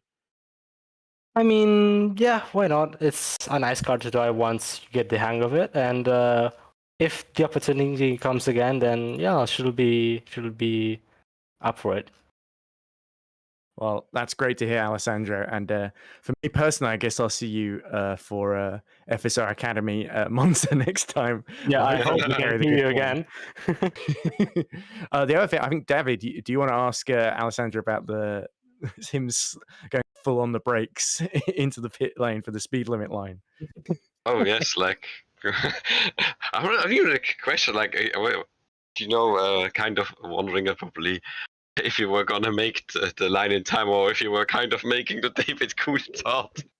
Don't worry, I But- practice it. Don't worry. Yeah, it was perfect. And I was just a bit worried since when I saw you then after the pit stop, I think you had dropped like a second or. Yeah, because I ahead. requested a pit too late, so I lost like Ah. 1 or 2 seconds in the pits. But yeah, don't worry, it Oh, wasn't right. because of the lockup. All right. Okay. Yeah, that happens. That happens. Yeah. Certainly, that was probably the most spectacular moment of the race for you. Where the rest was, it was very calm, under controlled. And like I said, you made some good moves near the end and managed the tie as well. So, Alessandro on the P6, and Thank you. It was P5, by the way. you seemed. Say again. It was It was P5, not P5. P6. It Yep. was P5. Sorry, I'm getting mixed up. Yeah, because the two valleys were quite close together, so I got mixed up with Yeah, yeah. Ross and Sandeep. It's okay. But wow, I think you've driven in. I think you're a bit like the me of the driving in GPVWC, because I've commentated everywhere. You seem to have driven everywhere, Alessandro. So I guess Super League is next. I hope. I mean, yeah, why not? Yeah, why not? I'm sure it's not like Valet don't already have a team of drivers there, did they? Do they? Yeah, they do, don't they? Yeah, I'm pretty sure they do. Sure. Anyway, Yeah. so anyway. that's great to see. I'm glad that we're talking, and it's not after a bad race or a first lap crash or anything. It's after a really, really good performance, and I think you really earned that one. Yeah, Your thank talent, you. it never went away. So it's always lovely to watch you drive. Thank you so much, Ed. Well, good night, guys. Well, good night. Yeah, we haven't Bye. gone a while, haven't we? Sorry about that. So anyway, David, as Alessandro Maggio exits the interview room, we have to bring things to a close, which is almost sad to say after such an exciting race, of course. Hygo Poom, winner on track, but Owen McGorgy fairly confident that the stewards are going to rule in his favour after that cut across the chicane by Hygo Poom, which is a little sad to have the race still in the balance technically, I guess, but you can't argue that we weren't entertained. So many great drives up and down the field, lots of heartbreaking stories. Got to feel a bit for Michael Francesconi as well with that late incident spinning off into the gravel. Yeah, I always like put the asterisk behind race winner Hygo Poom. But yeah, Hygo said he doesn't care because he went on track. So yeah, I forgot. Sorry. I mean, that's all that matters. Everything after that's just yeah, like one very enjoyable. I mean, I've seen a few other. I mean, even Belgium from like the strategy when the rain came was very exciting to see what people do, and TR back then also had a great strategy. But here, of course, yeah, final battle until the last lap, of course. It was nice to see that we saw the progression of like Owen McGorky and Dylan Platt, that they are fighting basically level, even though for Dylan and for Hygo, sorry. But I mean, start of the race, and then later Hygo took over and was also battling head to head with Owen. Nice to see by TR having such good pace. Yeah, and then, well, I don't know. Looking forward to Singapore, and going to be interesting to see how the new changed layout, because they can't use the front end, the lake. What's it called? The lakefront part. But yeah, in the marina, going directly from the hairpin, then nearly straightish to the last chicane. So it will be even faster, and I don't know. We'll see, like if this mysterious transmission thingy will play a part, or just general the car with good track and such. And another one you got the street track, but at the same time it's very fast, and we'll see kind of this year somewhere else at Las Vegas style who's gonna fare well as well. Like now it's Monaco but fast, kind of, and at night. Technically, I don't know if we will run it at night. Sometimes it's a bit tasking on some systems. But yeah, I'll be interested to see it in basically any car ladder how the races will go. Let's see if it will be raining or not. I'm gonna miss having that an under the grandstand. It was just I guess it's nostalgic true. now, but still, I think it's gonna make an interesting layout. But anyway, I think it's time to well and truly wrap up then. So thank you very much for watching 12th round of the GPVWC Superlights Championship in 2023. So on the road, it is Hygo Poom that wins the Italian Grand Prix from Owen McGorgy. I've been Edward Hunter, filling in, of course, for Toby Davis. David Jundt, I've really enjoyed commentating alongside you, David. Thanks for joining me, and Szymon Frelik on the broadcast as well, controlling the cameras and replays. Thank you to all our competitors as well for putting on a fantastic show here at Monza. We'll be back on 19th of September for the Singapore Grand Prix in Marina Bay. But thank you very much for watching, and if you enjoyed the Italian Grand Prix, bye for now.